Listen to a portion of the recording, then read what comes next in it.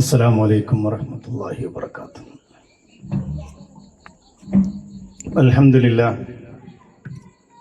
الحمد لله الواحد الأحد الفرد الصمد الذي لم يلد ولم يولد ولم يكن له كفوا أحد. اللهم صل على سيدنا محمد وعلى آل سيدنا محمد. إن أريد إلا الإصلاح ما استطعت وما توفيقي إلا بالله عليه توكلت إليه أنيب. رب اشرح لي صدري ويسر لي أمري واحلل عقدة من لساني يفقهوا قولي. أعوذ بالله من الشيطان الرجيم. بسم الله الرحمن الرحيم.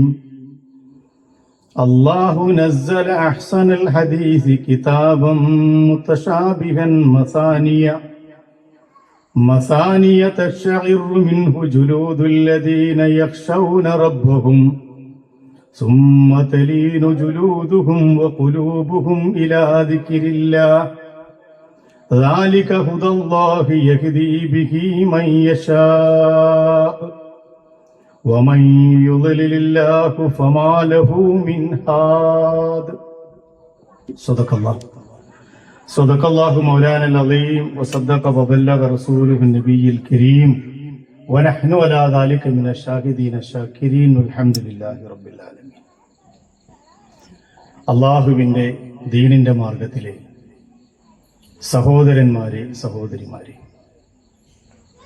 അള്ളാഹു സുബ്ഹാനഹു വ തആല നമ്മുടെ ഈ ഒത്തുചേരൽ അവന്റെ ദീനിന്റെ മാർഗത്തിലുള്ള ഒരു സ്വാലിഹായ കർമ്മമായി സ്വീകരിക്കുകയും ഉയർന്ന പ്രതിഫലം നൽകി അനുഗ്രഹിക്കുകയും ചെയ്യുമാറാകട്ടെ. എൻ്റെ അധ്യാപകൻ കൂടിയായ കുഞ്ഞു മുഹമ്മദ് സാഹിബ് കൂടിയുള്ള ഒരു വേദിയിൽ അദ്ദേഹത്തിൽ കവിഞ്ഞ ഒന്നും സത്യത്തിൽ എൻ്റെ അടുത്തില്ല. വിഷയവുമായി ബന്ധപ്പെട്ട് നിങ്ങൾക്കറിയാത്ത എന്തെങ്കിലും പുതുതായി പറയാനുമല്ല ഞാൻ ഇപ്പോൾ ഉദ്ദേശിക്കുന്നത്. എന്തുകൊണ്ടെന്നാൽ നിങ്ങളെ പുതിയത് പഠിപ്പിക്കേണ്ട ഒരു വിഷയമല്ല ആരാധനകളുടെ ആത്മാവ് എന്ന വിഷയം. ഓർമ്മ വെച്ച നാള് മുതൽ കേൾക്കുകയും പഠിക്കുകയും അനുഷ്ഠിക്കുകയും ചെയ്യുന്ന കർമ്മങ്ങൾ, ആ കർമ്മങ്ങളുടെ ആത്മാവിനെ തൊട്ടറിയാനുള്ള പ്രഭാഷണങ്ങളും പ്രസംഗങ്ങളും പഠനങ്ങളുമൊക്കെ നാളിതുവരെയായി കുറെ വേദികളിൽ കുറെ സന്ദർഭങ്ങളിൽ നാം നടത്തിയതാണ്. അതുകൊണ്ട് അതിനെ ഒന്ന് ഓർമ്മിപ്പിക്കുക മാത്രമല്ല, അത് ഓർമ്മിപ്പിക്കാൻ നല്ല സമയവും ഇതാണ്. ശഅബാനിലാണ് നമ്മളുള്ളത്. അല്ലാഹുമ്മ ബാരിക് ലനാ ഫീ റജബിൻ വ ശഅബാൻ വബല്ലിഗ്നാ റമളാൻ. പടച്ചവനെ, റജബിലും ശഅബാനിലും ഞങ്ങൾക്ക് നീ ബർക്കത്ത് ചെയ്യണം, റമളാനിലേക്ക് ഞങ്ങളെ നീ എത്തിക്കണം എന്ന് സത്യവിശ്വാസികൾ പ്രാർത്ഥിച്ചുകൊണ്ടിരിക്കുന്ന ഒരു സന്ദർഭം കൂടിയാണ്. ആ പ്രാർത്ഥന കേവലാർത്ഥത്തിലുള്ള ഒരു പ്രാർത്ഥനയല്ല. പരിശുദ്ധ റമളാൻ സമാഗതമാകുന്നതിന് മുമ്പ് പടച്ചവനെ, ഞങ്ങളെ റൂഹിനെ നീ പിടിക്കരുത്, ഞങ്ങൾക്ക് നീ അവധി നീട്ടിത്തരണം, അജല് നീട്ടിത്തരണം. എന്തുകൊണ്ടെന്നാൽ കഴിഞ്ഞ 11 മാസം ഞങ്ങളുടെ ജീവിതത്തിൽ സംഭവിച്ച ചെറുതും വലുതുമായ തെറ്റുകൾ, ആ തെറ്റുകൾ നിന്റെ ഖജനാവിൽ, നിന്റെ കോടതിയിൽ ഇപ്പോഴും പലതും സൂക്ഷിക്കപ്പെട്ടിരിക്കുകയാണ്. അതിലേതൊക്കെ ഞങ്ങളുടെ പ്രാർത്ഥന കൊണ്ട്, ഞങ്ങളുടെ ഇസ്തിഗ്ഫാർ കൊണ്ട് നീ മാറ്റപ്പെട്ടിട്ടുണ്ട് എന്ന് ഞങ്ങൾക്കറിയില്ല. പക്ഷേ അത് പൂർണ്ണമായും മാറ്റിത്തരാമെന്ന് പറഞ്ഞ ഒരു അവസരമുണ്ട് പരിശുദ്ധ റമളാൻ. റമളാനിന്റെ രാപ്പകലുകളിലൂടെ നോമ്പുകാരനായി തഹജ്ജുദ് നമസ്കാരത്തിലൂടെ നിന്നിലേക്ക് റബ്ബേ ഞങ്ങളങ്ങ് മുന്നോട്ട് വരുമ്പോ കാരുണ്യവാനായ റബ്ബ് ഞങ്ങളുടെ മുമ്പിൽ ഇനിയും ആ കിതാബിൽ ബാക്കി വെക്കില്ല എന്ന വിശ്വാസം ഞങ്ങൾക്കുണ്ട്. റഹ്മാനും റഹീമുമാണ് റബ്ബ്. അതുകൊണ്ട് ബല്ലിഗ്നാ റമളാൻ, റമളാനിലേക്ക് ഞങ്ങളെ നീ എത്തിക്കണം എന്ന് പ്രാർത്ഥിച്ചു കൊണ്ടിരിക്കുന്ന ഈ സന്ദർഭത്തിൽ ആ റമളാനിൽ ഉൾപ്പെടെയുള്ള അമലുകളെ കുറിച്ച്, ഇബാദത്തുകളെ കുറിച്ച് ഒരു ഓർമ്മ പുതുക്കൽ എന്തുകൊണ്ടും നല്ലതാണ്. മനുഷ്യനെ സംബന്ധിച്ചിടത്തോളം മരണം എന്ന് പറയുന്നത് ഏത് സമയത്തും കടന്നു വരാവുന്ന ഒരു സംഗതിയാണ്. വമാ തദ്രി നഫ്സും മാദാ തക്സിബു ഗദൻ. ആ ആയത്തിന്റെ തുടക്കത്തിൽ അള്ളാഹു പറയുന്നത് ഒരു ആത്മാവിനും അറിയില്ല എന്താണ് നമ്മൾ സമ്പാദിച്ചു വെച്ചിട്ടുള്ളത് എന്ന്. നമ്മൾ ഒരുപാട് അമല സ്വാലിഹാത്തൊക്കെ ചെയ്തു എന്ന ധാരണയിലാണല്ലോ മുന്നോട്ട് പോകുന്നത്. അതാണ് നമ്മുടെ സമാധാനം. നമ്മൾ കൃത്യമായി നമസ്കരിക്കുന്നവരാണ്, കൃത്യമായി നോമ്പെടുക്കുന്നവരാണ്, സാധിക്കുമെങ്കിൽ സുന്നത്ത് നോമ്പെടുക്കുന്നവരാണ്, നമസ്കാരത്തിന് പുറമെ സകാത്തും ഹജ്ജും ഒക്കെ ചെയ്യുന്നവരുമാണ് നമ്മൾ. പക്ഷെ അല്ലാഹു സുബ്ഹാനഹു തആല ആ അമലു സ്വാലിഹാത്തുകളെല്ലാം മുന്നിൽ വെച്ചുകൊണ്ട് പരിശുദ്ധ ഖുർആൻ പറയുന്നു, വമാ തദ്രി നഫ്സും മാദാ തക്സിബു ഗദാ. നാളേക്ക് വേണ്ടി നിങ്ങൾ എന്ത് സമ്പാദിച്ചു വെച്ചിട്ടുണ്ട് എന്ന് നിങ്ങൾക്കറിയില്ല. നമ്മുടെ അമലു സ്വാലിഹാത്തുകളിൽ പലതും അങ്ങോട്ട് എത്തുന്നുണ്ടോ എന്ന് നമുക്കറിയില്ല. കാരണം ഒരു അമലു സ്വാലിഹാത്ത് അള്ളാഹുവിന്റെ പുസ്തകത്തിൽ രേഖപ്പെടുത്തണമെങ്കിൽ ഒരുപാട് കടമ്പകൾ കടന്നിട്ട് വേണം പോകാൻ. ഒരു സയ്യിഅത്ത് അങ്ങോട്ടെത്താൻ, ഒരു തിന്മ അങ്ങോട്ടെത്താൻ ഒരു തടസ്സവുമില്ല. അത് ഇവിടെ നിന്ന് വിട്ടാൽ നേരെ അവിടെ എത്തും. അതിന്റെ മുമ്പിൽ ഒരു തടസ്സമില്ല. നമ്മളൊരു കളവ് പറഞ്ഞാൽ അത് കൃത്യമായി രേഖപ്പെടുത്തപ്പെടും. നമ്മളൊരു അനാവശ്യമായ സംഗതി ചെയ്താൽ അത് കൃത്യമായി രേഖപ്പെടുത്തപ്പെടും. അതിനിടയിൽ എവിടെയും തട്ടും താങ്ങും തടയലുമില്ല. പക്ഷേ ഒരു അമലു സ്വാലിഹാത്ത് അങ്ങോട്ട് എത്തണമെങ്കിൽ ഒരുപാട് കടമ്പകളില്ലേ. നീയത്ത് മുതൽ തുടങ്ങും. അതിന്റെ എല്ലാ നീയത്തുകളും അള്ളാഹുവിന്റെ മാർഗത്തിൽ ഖാലിസായ നീയത്താകണം.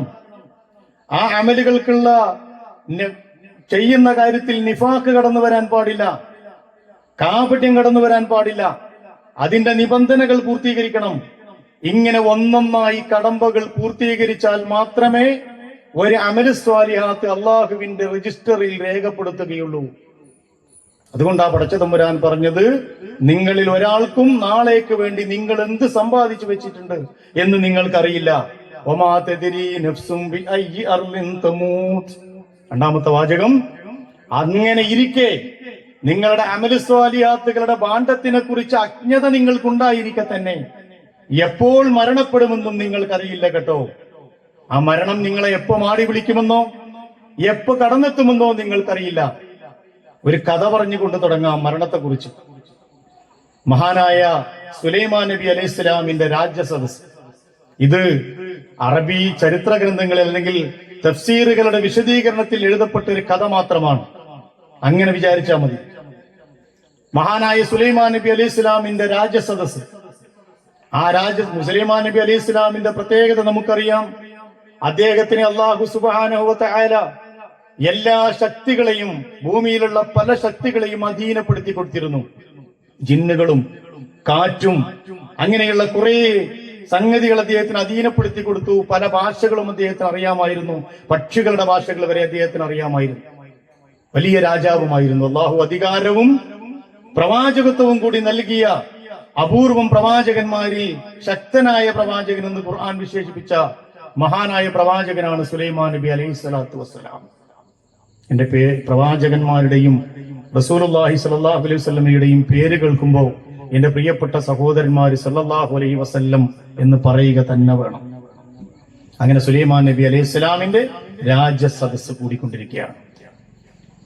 അങ്ങനെ രാജസദസ്സിൽ കാര്യമായ ചർച്ചകൾ നടന്നുകൊണ്ടിരിക്കുന്നതിനിടയിൽ ഒരു അപരിചിതനായ മനുഷ്യൻ കടന്നു വന്നു. കൂട്ടത്തിലുള്ള ആർക്കും അറിയില്ല, സുലൈമാൻ നബി അലൈഹി സ്വലാമിനൊഴികെ. അദ്ദേഹം കുറെ നേരം, ആ വന്ന മനുഷ്യൻ കുറെ നേരം ഒരു മനുഷ്യനെ തന്നെ, കൂട്ടത്തിൽ ഒരാളെ തന്നെ വല്ലാതെ തുറിച്ചു നോക്കി, അത്ഭുതത്തോടെ നോക്കിയിട്ട് പിരിഞ്ഞുപോയി. ആള് മടങ്ങിപ്പോയി. പോയ ശേഷം സുലൈമാൻ നബി അലൈഹി സ്വലാം സദസ്യരോടായി ചോദിച്ചു, ആരാണ് വന്നതെന്ന് നിങ്ങൾക്കറിയോ? ആർക്കും അറിയില്ല. അത് മലക്കുൽ മൗത്ത് അസ്രായിലാണ്. എന്താ പ്രശ്നം? ഈ മനുഷ്യനാണ് പ്രശ്നം. അയാളെ തുറിച്ചു നോക്കിയല്ലോ. ആരാ നോക്കിയത്? മലക്കുൽ മൗത്ത് അസ്രായിലാ നോക്കിയത്. അദ്ദേഹത്തിന് പിന്നെ ആകെ പ്രശ്നമായി. അദ്ദേഹം പറഞ്ഞു, ഇനി എനിക്ക് ഒരു നിമിഷം ഇവിടെ ഇരുന്നൂടാ. ഇനി ഒരിക്കൽ കൂടി അസ്രായിൽ വന്നാൽ ഞാനിവിടെ പിടിച്ചു നിൽക്കില്ല, എനിക്കിവിടെ ഇരിക്കാൻ പറ്റൂല. അതുകൊണ്ട് നിങ്ങൾ കാറ്റിന് ഓർഡർ കൊടുക്കണം. അനേകായിരം കിലോമീറ്റർ അപ്പുറത്തുള്ള ഇന്ത്യയുടെ ഏതെങ്കിലും ഒരു തീരത്തേക്ക് എന്നെ കൊണ്ടു ചെന്നെത്തിക്കാൻ സുലൈമാൻ നബിയെ താങ്കൾ കാറ്റിന് ഓർഡർ കൊടുക്കണം. സുലൈമാൻ നബി ഒരുപാട് പറഞ്ഞു നോക്കി, സഹോദര, അത് അങ്ങനെ വന്ന് നോക്കി പോയിട്ടല്ലേ ഉള്ളൂ. താങ്കളുടെ റൂഹിനെ പിടിക്കുമെന്ന് പറഞ്ഞിട്ടില്ല. താങ്കൾക്ക് എന്തെങ്കിലും അപകടം വരുമെന്നും പറഞ്ഞിട്ടില്ല. പിന്നെന്തിനാണ് താങ്കൾ അസ്വസ്ഥനാകുന്നത്? പക്ഷെ എന്തു പറഞ്ഞിട്ടും അദ്ദേഹത്തിന് ഒരു ആശ്വാസമില്ല. അവസാനം സുലൈമാൻ നബി അലൈഹി സ്വലാം കാറ്റിന് ഓർഡർ കൊടുത്തു, ഇദ്ദേഹത്തെ നിങ്ങൾ ഇന്ത്യയുടെ തീരങ്ങളിലേക്ക് എത്തിക്കുക. കഥയുടെ ആദ്യ ഭാഗം അവിടെ കഴിഞ്ഞു. കുറെ ദിവസങ്ങൾക്ക് ശേഷം അസ്രായീൽ അലൈഹിസ്സലാം വീണ്ടും സുലൈമാൻ നബി അലൈഹിസ്സലാമിന്റെ അടുക്കൽ വന്നപ്പോ സാന്ദർഭികമായി സുലൈമാൻ നബി അദ്ദേഹത്തോട് ചോദിച്ചു, നിങ്ങൾ എന്തിനാണ് കഴിഞ്ഞ പ്രാവശ്യം വന്നപ്പോ ആ മനുഷ്യനെ ഇങ്ങനെ തുറിച്ചു നോക്കിയത്? മലക്കുൽ മൗത്ത് അസ്രായീൽ പറഞ്ഞു, പ്രവാചകരെ, ഞാൻ അത്ഭുതം കൊണ്ട് നോക്കിയതാണ്. ഏതാനും മിനിറ്റുകൾ കൂടി കഴിഞ്ഞാൽ ഇയാളുടെ റൂഹിനെ ഇന്ത്യയുടെ തീരത്ത് വെച്ച് പിടിക്കണം എന്നെനിക്ക് അള്ളാഹു ഓർഡർ തന്നിട്ടുണ്ട്. പക്ഷെ ഞാൻ നോക്കുമ്പോ അനേകായിരം കിലോമീറ്ററുകൾക്ക് ഇപ്പുറത്ത് നിങ്ങളുടെ രാജ്യസദസ്സിൽ അയാൾ ഇരിക്കുന്നു. പക്ഷേ ഞാൻ അവിടെ ചെന്നപ്പോഴോ ആളവിടെ റെഡിയാണ്.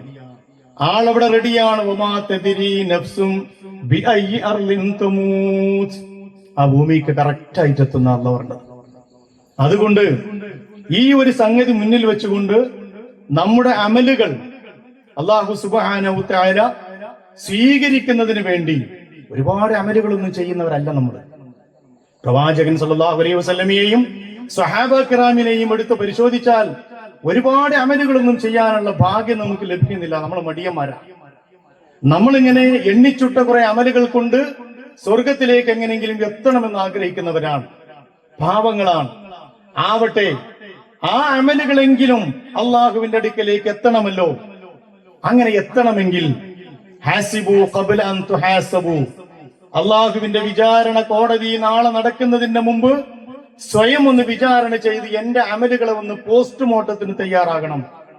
അള്ളാഹു സുബ്ഹാനഹു വ തആല അത് ഓർമ്മപ്പെടുത്താൻ സത്യവിശ്വാസികളോട് ആവശ്യപ്പെട്ടിരിക്കുന്നു. ഫദക്കിർ ഫഇന്ന ദിക്റ തൻഫഉൽ മുഅ്മിനീൻ, നിങ്ങൾ അവരെ ഓർമ്മിപ്പിച്ചുകൊണ്ടിരിക്കണം. സത്യവിശ്വാസികളെ ഇത് പറഞ്ഞുകൊണ്ടേയിരിക്കണം, ഓർമ്മിപ്പിച്ചുകൊണ്ടിരിക്കണം. എന്തുകൊണ്ടെന്നാൽ അങ്ങനെ ഓർമ്മപ്പെടുത്തുന്നത് സത്യവിശ്വാസികൾക്ക് പ്രയോജനം ചെയ്യും. ഞാൻ പറഞ്ഞു വന്ന വിഷയം, പരലോകം മുന്നിൽ കണ്ട് ഇബാദത്തുകൾ ചെയ്യാൻ നമുക്ക് കഴിയണം. പരലോകം മുന്നിൽ കണ്ടുകൊണ്ട് ഇബാദത്തുകൾ ചെയ്യാൻ, ഞാൻ ഈ പരലോകം എന്ന് പറയുമ്പോ ഏതോ ഒരു ആ കാലത്ത് ഒരുപാട് കാലങ്ങൾക്ക് ശേഷം സംഭവിക്കുന്ന ഒരു സംഗതിയായിട്ടല്ലേ നമ്മളെ മനസ്സിൽ വരുന്നത്. അങ്ങനെ നമുക്ക് ചിന്തിക്കാൻ കഴിയുന്നുള്ളൂ, അങ്ങനെ നമുക്കതിനെ ഉൾക്കൊള്ളാനും മനസ്സിലാക്കാനും കഴിയുന്നുള്ളൂ. പക്ഷെ ഖുർആൻ പറയുന്നത് എന്താണെന്നറിയോ? ഇന്നാ അൻദർനാകും അദാബൻ ഖരീബൻ, വളരെ സമീപസ്ഥമായ ഒരു ശിക്ഷയെ കുറിച്ചാണ് നാം അവർക്ക് മുന്നറിയിപ്പ് കൊടുക്കുന്നത്. യൗമ തൻദുറുൽ മർഉ മാ ഖദ്ദമത് യദാഹ് വയഖൂലുൽ കാഫിറു യാ ലൈതനി കുന്തു തുറാബ. ഒരുപാട് കാലൊന്നുമില്ല, ഇനി കാലുണ്ടായിട്ട് കാര്യമില്ല. മഹ്ശറയിൽ നമ്മൾ മരിച്ച് ബർസഖി ജീവിതം അങ്ങ് കഴിഞ്ഞാൽ ഉയർത്തെഴുന്നേൽപ്പിക്കപ്പെടുമ്പോ മനുഷ്യൻ ചോദിക്കുന്ന ഒരു ചോദ്യല്ലേ, എന്തിനാണ് എന്നെ ഈ 1 മണിക്കൂർ അതിനേക്കാൾ കുറഞ്ഞ സമയത്തിനുള്ളിൽ എണീപ്പിച്ചത്? എത്ര കഴിച്ചുകൂട്ടി, എത്ര കഴിഞ്ഞു നീ ഉറക്കത്തിൽ എന്ന് ചോദിക്കുമ്പോ 1 മണിക്കൂറോ അല്ലെങ്കിൽ അതിൽ താഴെയോ എന്നേ പറയാനുള്ളൂ. കാലം കുറെ ഉണ്ടായിട്ട് എന്താ കാര്യം? നമുക്കത്രേ തോന്നൂ. ആ തോന്നല് കഴിഞ്ഞാൽ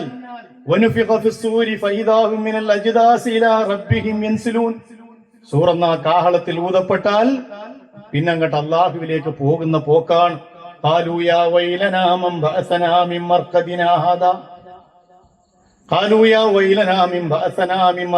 ഞങ്ങളെ ഈ കുഴിമാടത്തിൽ നിന്ന് ആരാണ് ഞങ്ങളെ ഉയർത്തെഴുന്നേൽപ്പിച്ചത്? ഇത് പടച്ചതമ്പുരാൻ വാഗ്ദാനം ചെയ്തതാണ്. വസദഖൽ മുർസലൂൻ, പ്രവാചകന്മാര് സത്യപ്പെടുത്തിയ സംഗതിയാണിത്. ഇല്ലാ ഇൻകാനത്തില്ല സ്വൈഹത്തൻ വാഹിദ, ഒരൊറ്റ അട്ടഹാസമല്ലാതെ ഒരു വിളിയല്ലാതെ ഒന്നും ആവശ്യമില്ല. ഫൈദാഹും ജമീഉൽ ലദൈനാ മുഹ്ളറൂൻ, എല്ലാവരും നമ്മിലേക്ക് ഒരുമിച്ച് കൂട്ടപ്പെടുകയാണ്. അപ്പോ പരലോകം എന്ന് പറയുന്ന ഒരു സംഗതി എന്നോ കാലങ്ങൾക്ക് ശേഷം നടക്കാനിരിക്കുന്ന ഒരു സംഗതിയാണ് എന്ന വിചാരത്തിലാണ് നമ്മൾ. ഒരുപക്ഷെ അത് യുഗാന്തരങ്ങളുടെ അന്തരമുണ്ടാകാം, അല്ലെങ്കിൽ ദൂരമുണ്ടാകാം. പക്ഷെ നമുക്കെന്ത് കാര്യം? നമ്മൾ അങ്ങോട്ട് മരിച്ച് മണ്ണടിഞ്ഞ് ബർസഖി ജീവിതവും കഴിഞ്ഞ് വനുഫിഖ ഫിസ്സൂർ, ആദ്യത്തെ സൂർ എന്ന കാഹളത്തിൽ ഊതപ്പെട്ടാൽ പിന്നെ ഒരൊറ്റ മണിക്കൂറിന്റെ ദൂരമേ അങ്ങോട്ടുള്ളൂ. അത്രയും ജീവിച്ചിട്ടില്ല എന്ന് പരാതി പറയുന്നവരാണ് പേടിച്ചുകൊണ്ട് മഹ്ശറിലേക്ക് ഓടിക്കൊണ്ടിരിക്കുന്ന മുഴുവൻ മനുഷ്യരും. അതുകൊണ്ട് സഹോദരന്മാരെ, നമ്മുടെ അമലുകളെ കുറിച്ച്, നമ്മൾ ചെയ്തുകൊണ്ടിരിക്കുന്ന കർമ്മങ്ങളെ കുറിച്ച് ഒന്നുകൂടി മനസ്സിരുത്തി ആലോചിക്കുക. എന്തുമാത്രം പോരായ്മകൾ അതിനുണ്ട്, എന്തുമാത്രം കുറ്റങ്ങളും കുറവുകളും അതിനുണ്ട്.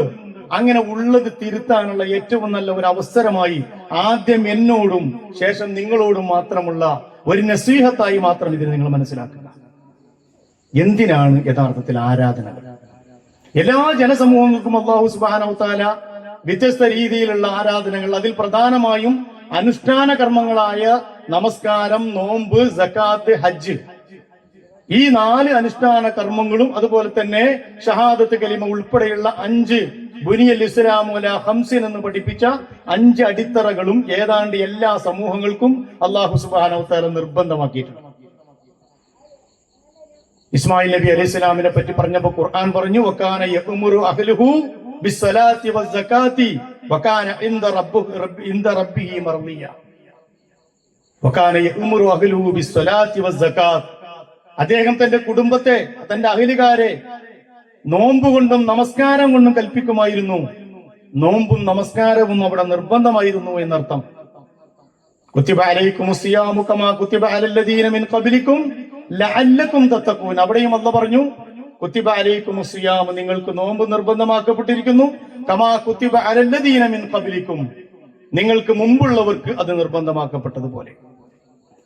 അപ്പൊ എല്ലാ സമൂഹങ്ങൾക്കും അള്ളാഹു ഇത് നൽകിയിട്ടുണ്ട്. അപ്പൊ എന്തോ ഒരു പ്രധാനപ്പെട്ട ഒരു ലക്ഷ്യം അതിലൂടെ മുഴുവൻ മനുഷ്യ സമൂഹത്തിൽ നിന്നും അള്ളാഹുവിന് കിട്ടേണ്ടതായിട്ടുണ്ട് എന്ന് സാരം. നാഗരികത വളർന്നപ്പോ മുഹമ്മദ് നബി സല്ലല്ലാഹു അലൈഹി വസല്ലമയുടെ സമൂഹത്തിന് ഒന്ന് അച്ചടക്കം പഠിപ്പിക്കാൻ കൊടുത്ത ഒരു അമല് മാത്രമല്ല ഇത്. എല്ലാ പ്രവാചകന്മാരുടെ കാലത്തും കൊടുത്തുവെങ്കിൽ മുഴുവൻ മനുഷ്യ സമുദായത്തിനും ഉണ്ടാകേണ്ട ഒരു നടപടിക്രമം, ഒരു പരിശീലന കളരി അല്ലാഹു സുബ്ഹാനഹു വതആല മനുഷ്യനെ സൃഷ്ടിച്ച കാലം മുതൽ തന്നെ നടപ്പിലാക്കി എന്നാണ് മനസ്സിലാക്കുന്നത്. പ്രധാനമായും ഞാൻ മനസ്സിലാക്കുന്നത് 3 സംഗതികൾ അതിലൂടെ ഉരുത്തിരിഞ്ഞു വരേണ്ടതുണ്ട്. ഒന്ന് ദിക്ർ, രണ്ടാമത്തത് ശുക്ർ, മൂന്നാമത്തത് തഖ്വ. ഈ 3 സംഗതികളാണ് ഇബാദത്തിന്റെ മജ്ജയും മാംസവുമായി ഞാൻ എന്റെ പഠനത്തിൽ മനസ്സിലാക്കിയത്. അതിൽ ഏറ്റവും പ്രധാനപ്പെട്ട ഒന്നാണ് ദിക്ർ. നമസ്കാരത്തെ സംബന്ധിച്ചും അള്ളാഹുവിന്റെ എല്ലാ അമൽ സ്വാലിഹാത്തുകളെ കുറിച്ചും പടച്ച തമ്പുരാൻ പറഞ്ഞത് ദിക്ർ ജീവിതത്തിൽ നിർബന്ധമാക്കണം. അള്ളാഹുവിനെ കുറിച്ചുള്ള സ്മരണം അത് ജീവിതത്തിൽ നിന്ന് ഒഴിഞ്ഞു പോകുന്ന ഒരു നേരവും സത്യവിശ്വാസിക്കുണ്ടാകാൻ പാടില്ല. വാഖിമിസ് സ്വലാത്ത ലിദിക്രി, എന്റെ ദിക്ർ നിലനിർത്തുന്നതിന് വേണ്ടി നിങ്ങൾ നമസ്കാരം നിലനിർത്തുക. ഇന്ന സ്വലാത്ത തൻഹാ അനിൽ ഫഹ്ശാഇ വൽ മുൻകർ വലദിക്റുല്ലാഹി അക്ബർ. നമസ്കാരം നിങ്ങളെ നീചവും നികൃഷ്ടവുമായ പ്രവർത്തനങ്ങളിൽ നിന്ന് തടയും. വലദിക്റുല്ലാഹി അക്ബർ, അള്ളാഹുവിന്റെ ദിക്ർ അതാണ് ഏറ്റവും മഹോന്നതമായത്. വല്ലാഹു യഅലമു മാ തസ്നഊൻ, ആ ദിക്റിൽ നിന്ന് ഓടി ഒളിച്ച് നിങ്ങൾ ചെയ്യുന്ന എല്ലാം അള്ളാഹു വീക്ഷിച്ചു കൊണ്ടിരിക്കുന്നുണ്ട്, അള്ളാഹു അറിയുന്നുണ്ട്. ഒരു വലിയനോട് ഒരിക്കൽ ചോദിച്ചു, അദ്ദേഹം വലിയ വലിയായിരുന്നു. അദ്ദേഹം ഒരിക്കൽ പറഞ്ഞു, അള്ളാ എന്നെ ഓർക്കുന്ന സന്ദർഭമൊക്കെ എനിക്കറിയാം, അള്ളാ എന്നെ ഓർക്കുന്ന സന്ദർഭം എനിക്കറിയാം. കേട്ട ആളുകൾ ചോദിച്ചു, എങ്ങനെ അള്ളാ നിങ്ങളെ ഓർക്കുന്നത് നിങ്ങൾക്കറിയാം? നിങ്ങൾ അള്ളാനെ ഓർക്കുന്നത് നിങ്ങൾക്കറിയാം, പക്ഷെ അള്ളാ നിങ്ങളെ ഓർക്കുന്നത് എങ്ങനെ നിങ്ങൾക്കറിയാം? ഫദ്കുറൂനി അദ്കുറുക്കും വഷ്കുറൂലി വലാ തക്ഫുറൂൻ. അദ്ദേഹം പറഞ്ഞു, നിങ്ങൾ അള്ളാഹുവിനെ ഓർത്താൽ അള്ളാഹു നിങ്ങളെ ഓർക്കും. അപ്പൊ അള്ളാഹ് നമ്മളെ ഓർക്കുന്ന സമയം എന്ന് പറഞ്ഞാൽ അത് നമ്മളെ ഇബാദത്തുകളുടെയും നമ്മൾ അള്ളാഹുവിന്റെ ദിക്ർ നിത്യമാക്കുന്നതിന്റെയും സന്ദർഭങ്ങളിലാണ്. ആ സന്ദർഭങ്ങളിലൊക്കെ അള്ളാഹു നമ്മളെ ഓർത്തുകൊണ്ടിരിക്കുന്നത് പരിശുദ്ധ ഖുർആനിന്റെ വചനമാണ്. അതിന് പകരം അള്ളാഹുവിനോട് നന്ദി കാണിക്കാതിരുന്നാൽ കുഫറാണ് എന്നും അതേ ആയത്തിൽ അള്ളാഹു സുബ്ഹാനഹു വതആല പഠിപ്പിക്കുന്നു. അപ്പോ ദിക്ർ ഉള്ളവർക്ക് മാത്രമാണ് വിജയം എന്ന് പരിശുദ്ധ ഖുർആൻ പറഞ്ഞു. വദ്ദാകിരീനല്ലാഹ കസീറൻ വദ്ദാകിറാത്ത്, അള്ളാഹുവിനെ അധികമായി സ്മരിക്കുന്ന ആണുങ്ങളും പെണ്ണുങ്ങളും അഅദ്ദല്ലാഹു ലഹും മഗ്ഫിറത്തുൻ വഅജ്റൻ അദീമ, അള്ളാഹു അവർക്ക് പാപമോചനവും വലിയ പ്രതിഫലവും അവർക്ക് അള്ളാഹു വാഗ്ദാനം ചെയ്തിട്ടുണ്ട്. അപ്പൊ ഒന്നാമത്തെ ഇബാദത്തിന്റെ ലക്ഷ്യം എന്ന് പറഞ്ഞാൽ ദിക്റാണ്. നിങ്ങൾ ആലോചിച്ച് നോക്കുക, നമസ്കാരം എന്ന് പറയുന്ന ഒരു ഇബാദത്തിനെ എടുത്ത് വെച്ചാൽ തന്നെ ജീവിതത്തിന്റെ 5 സന്ദർഭങ്ങളിൽ വലിയ ഇസ്ലാമിക പണ്ഡിതനായ ഡോക്ടർ ജാഫർ അദ്ദേഹം ഒരിക്കൽ പറയുകയുണ്ടായി, നമസ്കാരം എന്ന് പറയുന്ന ഈ ആരാധന, ആ നമസ്കാരവും നോമ്പും സക്കാത്തും ഹജ്ജും അടക്കമുള്ള എല്ലാ ആരാധനകളും ജീവിതത്തെ റൗണ്ട് ചെയ്യുന്ന വിധത്തിൽ അല്ലാഹു സുബ്ഹാനഹു വ തആല സംവിധാനിച്ച ഒരു സംവിധാനം 5 നേരം നമസ്കാരം. അതുകൊണ്ടാണല്ലോ തൊട്ടടുത്ത പുഴയിൽ നിന്ന് 5 നേരം കുളിക്കുന്ന ഒരു മനുഷ്യന്റെ ശരീരത്തിൽ അഴുക്കുകൾ ഉണ്ടാകുമോ എന്ന് ചോദിച്ചപ്പോൾ ഉണ്ടാവില്ല. എങ്കിൽ 5 നേരം നമസ്കരിക്കുന്ന ഒരു മനുഷ്യന്റെ മനസ്സിലും അയാളുടെ ജീവിതത്തിലും ഒരു അഴുക്കുമുണ്ടാവുകയില്ല. ഇന്ന സ്വലാത്ത തൻഹാ അനിൽ ഫഹ്ശാഇ വൽ മുൻകർ, നീചവും നികൃഷ്ടവുമായ മ്ലേച്ഛമായ വൃത്തികേടുകളിൽ നിന്ന് തടഞ്ഞു നിർത്തുന്ന നമസ്കാരം.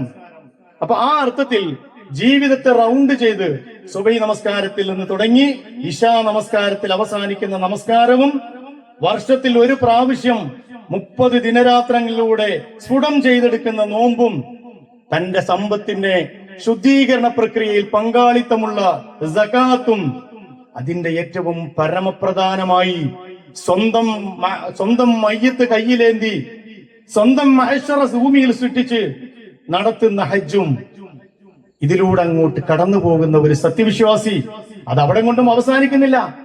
ഒരു സത്യവിശ്വാസിയുടെ ജീവിതം എന്ന് പറഞ്ഞാൽ ഈ കാര്യങ്ങൾ മാത്രമല്ല, അയാളുടെ പ്രഭാതം മുതൽ പ്രദോഷം വരെ, രാത്രി ഉറങ്ങുന്ന സന്ദർഭം വരെ, ഉറങ്ങുമ്പോഴും പറയുമെന്ന് അല്ലാഹുവിനോട്, പടച്ചവനെ ഞാനിതാ എന്നെ ഇവിടെ സമർപ്പിക്കാം, ഇനി നിന്റെ അടുക്കലേക്ക് ഇത് തിരിച്ചു പോരും. അങ്ങനെ വരുമ്പോ നീ തിരിച്ചു വിടുന്നുണ്ടെങ്കിൽ കാരുണ്യത്തോടു കൂടി വിടണം.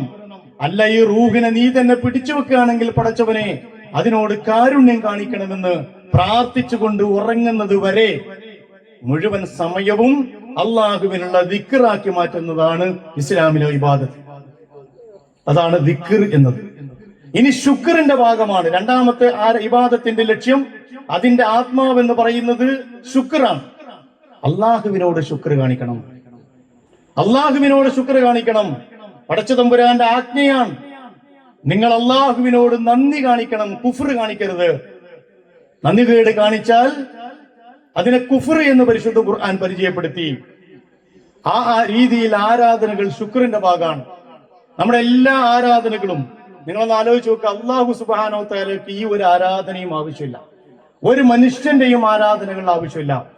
അത് എത്ര ആയത്തുകളിലാണ് അല്ലാഹു സുബ്ഹാനഹു വ തആല പറഞ്ഞിട്ടുണ്ടെന്നറിയോ?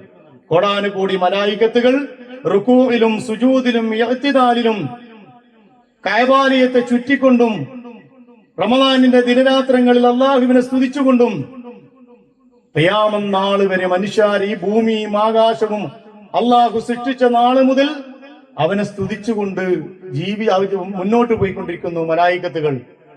ആ മലായികത്തുകളുടെ എണ്ണം പോലും നിങ്ങൾക്ക് എണ്ണിക്കണക്കാക്കാൻ കഴിയില്ല. അത്രത്തോളം അല്ലാഹു സുബ്ഹാനഹു വ തആലയെ സ്തുതിച്ചുകൊണ്ടും ശുക്ർ ചെയ്തുകൊണ്ടും ആ ഒരു സംവിധാനം നിലവിലുണ്ട്. അതിനിടയിൽ നമ്മുടെ ഒരു ശുക്രൊന്നും നമ്മുടെ ആരാധനയൊന്നും അല്ലാഹുവിന് ആവശ്യമില്ല. അത് പല സ്ഥലത്തും ഖുർആൻ പറഞ്ഞതാണ്. വമൻ തസക്ക ഫഇന്നമാ യതസക്ക ലിനഫ്സിഹി, ആരെങ്കിലും സംസ്കാരം അല്ലെങ്കിൽ സംസ്കരണത്തിന് വിധേയമായാൽ ഫഇന്നമാ യതസക്ക ലിനഫ്സിഹി, അവൻ അവന്റെ ആത്മാവിനെ തന്നെയാണ് സംസ്കരിക്കുന്നത്. വഇലല്ലാഹിൽ മസീർ, അവൻ അല്ലാഹുവിലേക്ക് തിരിച്ചു വരുന്നവനാണ്. വമൻ ശക്കറ ഫഇന്നമാ യശ്കുറു ലിനഫ്സി, മറ്റൊരിക്കൽ പറഞ്ഞു, ആരെങ്കിലും നന്ദി കാണിച്ചാൽ, അള്ളാഹിനോട് നന്ദി കാണിച്ചാൽ വലിയ ഔദാര്യമായിട്ട് കാണണ്ട. ഫഇന്നമാ യശ്കുറു ലിനഫ്സിഹി, അവൻ അവനോട് തന്നെ കാണിക്കുന്ന നന്ദിയാണത്. വമൻ കഫറ, ആരെങ്കിലും നന്ദി കേട് കാണിച്ചാൽ ഫഇന്ന റബ്ബി ഗനിയ്യുൻ കരീം, നിങ്ങൾ അറിയണം, നിങ്ങളെ റബ്ബിന് ഇതൊന്നും ആവശ്യമില്ല. ഫഇന്ന റബ്ബി, എന്റെ റബ്ബ് ഗനിയ്യുൻ കരീം, അവൻ സമ്പന്നനാണ്, ഗനിയാണ്, കരീമാണ് എന്ന സത്യം നിങ്ങൾ അറിയണം.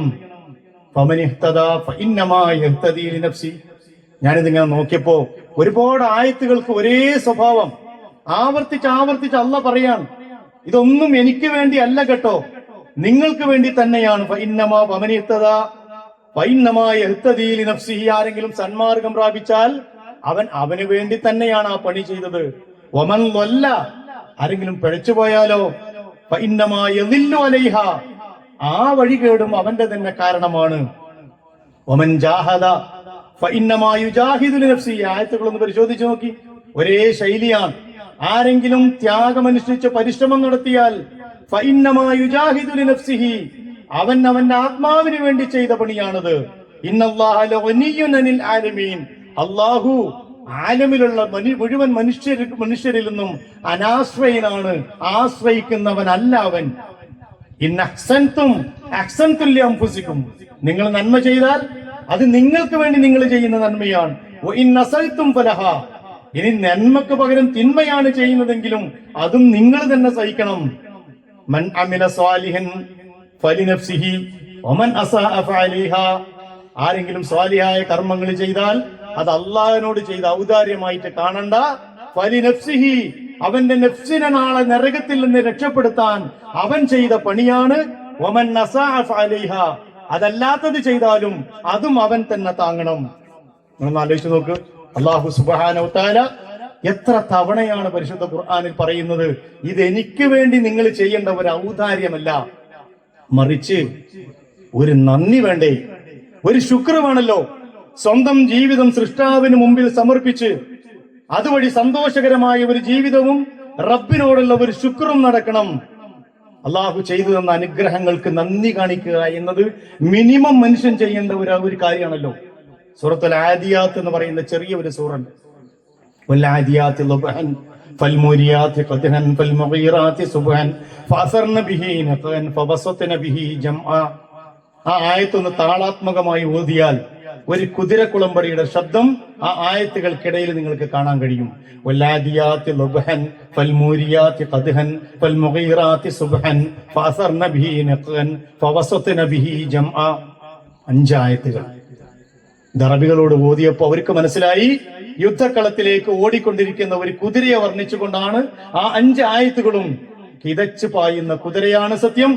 ആ പാച്ചിലിൽ പാറകളിൽ കുളമ്പടി തട്ടി തീപ്പൊരി ചിതറിക്കുന്നു. അതിപ്രഭാതത്തിൽ അതിശീഘ്രം പാഞ്ഞുകൊണ്ടിരിക്കുന്ന കുതിര, ആ കുതിരയുടെ പാച്ചിലിന്റെ വേഗത കാരണം അന്തരീക്ഷത്തിൽ പൊടിപടലങ്ങൾ പറക്കുന്നു. ഒരു കുതിരയോട്ടത്തിന്റെ പ്രതീതി ഉണ്ടാക്കിയിട്ട് ഒരൊറ്റ നിർത്തലാ ഖുർആൻ. എന്നിട്ട് അടുത്ത ആയത്തെ തെറ്റി യാതൊരു ബന്ധമില്ലാന്ന് തോന്നുന്ന രീതിയിൽ ഇന്നൽ ഇൻസാന ലിറബ്ബിഹി ലകനൂദ്, മനുഷ്യൻ തന്റെ രക്ഷിതാവിനോട് നന്ദി കെട്ടവനാണ്. വഇന്നഹു അലാ ദാലിക ലശഹീദ്, അവൻ തന്നെയാണ് അതിന്റെ ഏറ്റവും വലിയ സാക്ഷി. വഇന്നഹു ലിഹുബ്ബിൽ ഖൈരി ലശദീദ്, ഭൗതിക വിഭവങ്ങളോടുള്ള ആർത്തി അവനെ വല്ലാതെ കീഴടക്കിയിരിക്കുന്നു. രണ്ടും തമ്മിൽ എന്താ ബന്ധം? വലിയ ബന്ധമുണ്ട്. അത് അറബികൾക്കറിയാം. യുദ്ധക്കളത്തിലേക്ക് പാഞ്ഞുകൊണ്ടിരിക്കുന്ന ഒരു കുതിരയെ കുറിച്ചാണ് ഖുർആൻ വിശദീകരിക്കുന്നത്. അങ്ങനെ പായുന്ന കുതിരക്ക്, പരിശീലിപ്പിച്ചെടുത്ത കുതിരക്ക് യുദ്ധക്കളത്തിന്റെ എല്ലാ ഭയാനകതകളും ഭീകരതകളും അറിയാം. എന്നിട്ടും ഖുർആൻ പറയുന്നത് ആ കുതിരയുടെ കാലുകളിലേക്ക് നോക്കാനാണ്, അതിന്റെ വേഗത പരിശോധിക്കാനാണ്. അത് കുളമ്പടികൾ പാറകളിൽ തട്ടി തീപ്പൊരി ചിതറുന്ന ആ കാഴ്ച കാണാനാണ്. ലോകത്തെവിടെയെങ്കിലും കുതിരകളുമായി യുദ്ധത്തിന് ചെയ്തിട്ടുണ്ടോ? അതിന് മാത്രം വീറും വാശിയും ഒന്നും ഒരു കുതിരക്ക് ലോകത്തില്ലല്ലോ. പിന്നെന്തിനാ ഇത്ര വേഗത്തിൽ പാഞ്ഞുകൊണ്ടിരിക്കുന്നത്? യുദ്ധത്തിന് വേണ്ടി പരിശീലിപ്പിച്ചെടുത്ത കുതിരക്കറിയാം യുദ്ധക്കളത്തിന്റെ ഭീകരതകളും ഭയാനകതകളും. എന്നിട്ടും അതിന്റെ കാലുകളിലേക്ക് നോക്കാൻ റബ്ബ് പറയുന്നത് അതിന്റെ ലക്ഷ്യം എന്ത് എന്ന് പഠിക്കാനാണ്, അതിന്റെ യജമാനനോട് നന്ദി കാണിക്കാനാണ്. അതിന്റെ യജമാനനാണ് അതിന്റെ പുറത്തിരിക്കുന്നത്. ആ യജമാനനോട് നന്ദി കാണിക്കണം. ആ നന്ദിയിലേക്ക് നോക്കിയിട്ടാണ് റബ്ബ് അടുത്ത ആയത്ത് പറയുന്നത് ഇന്നൽ ഇൻസാന ലിറബ്ബിഹി ലകനൂദ്, മനുഷ്യൻ തന്റെ രക്ഷിതാവിനോട് നന്ദി കെട്ടവനാണ്. ഏതാനും കുറച്ച് കാടിവെള്ളവും ഒരു തൊഴുത്തും കുറച്ച് പുല്ലും അതിനുവേണ്ട ചെറിയ ചെറിയ സൗകര്യങ്ങൾ ചെയ്തു കൊടുത്ത തന്റെ യജമാനനോട് ജീവൻ തൃണവൽക്കരിച്ചുകൊണ്ട് ഓടുന്ന കുതിരയുടെ അനുഗ്രഹങ്ങളുടെ മഹാമാരിയിൽ ജീവിച്ചുകൊണ്ടിരിക്കുന്ന ഈ മനുഷ്യന്റെ നന്ദി കേടും കൂടി ഒന്ന് വരച്ചു നോക്കാനാണ് പരിശുദ്ധ ഖുർആൻ ആവശ്യപ്പെടുന്നത്. ലോകത്തിലെ ഏറ്റവും നിസ്സഹായനായ ജീവിയാ മനുഷ്യൻ. എല്ലാ ജീവജാലങ്ങളും പ്രസവിച്ച് മിനിറ്റുകൾക്കകമോ മണിക്കൂറുകൾക്കകമോ സ്വയം പര്യാപ്തമായ അവസ്ഥയിലേക്ക് വരും. ഒരു കോഴിക്കുഞ്ഞിന് 1 മിനിറ്റ് പോലും വേണ്ട ഒന്ന് കൊത്തിപ്പെറുക്കാൻ. ഒരു താറാവ് കുഞ്ഞിന് നീന്തൽ പഠിക്കാൻ 1 മിനിറ്റ് പോലും വേണ്ട. ഒരു പശുക്കിടാവാണെങ്കിൽ മണിക്കൂറുകൾക്കകം അതതിന്റെ മാതാവിന്റെ അകിടിലേക്ക് എത്തും പാല് കുടിക്കാൻ.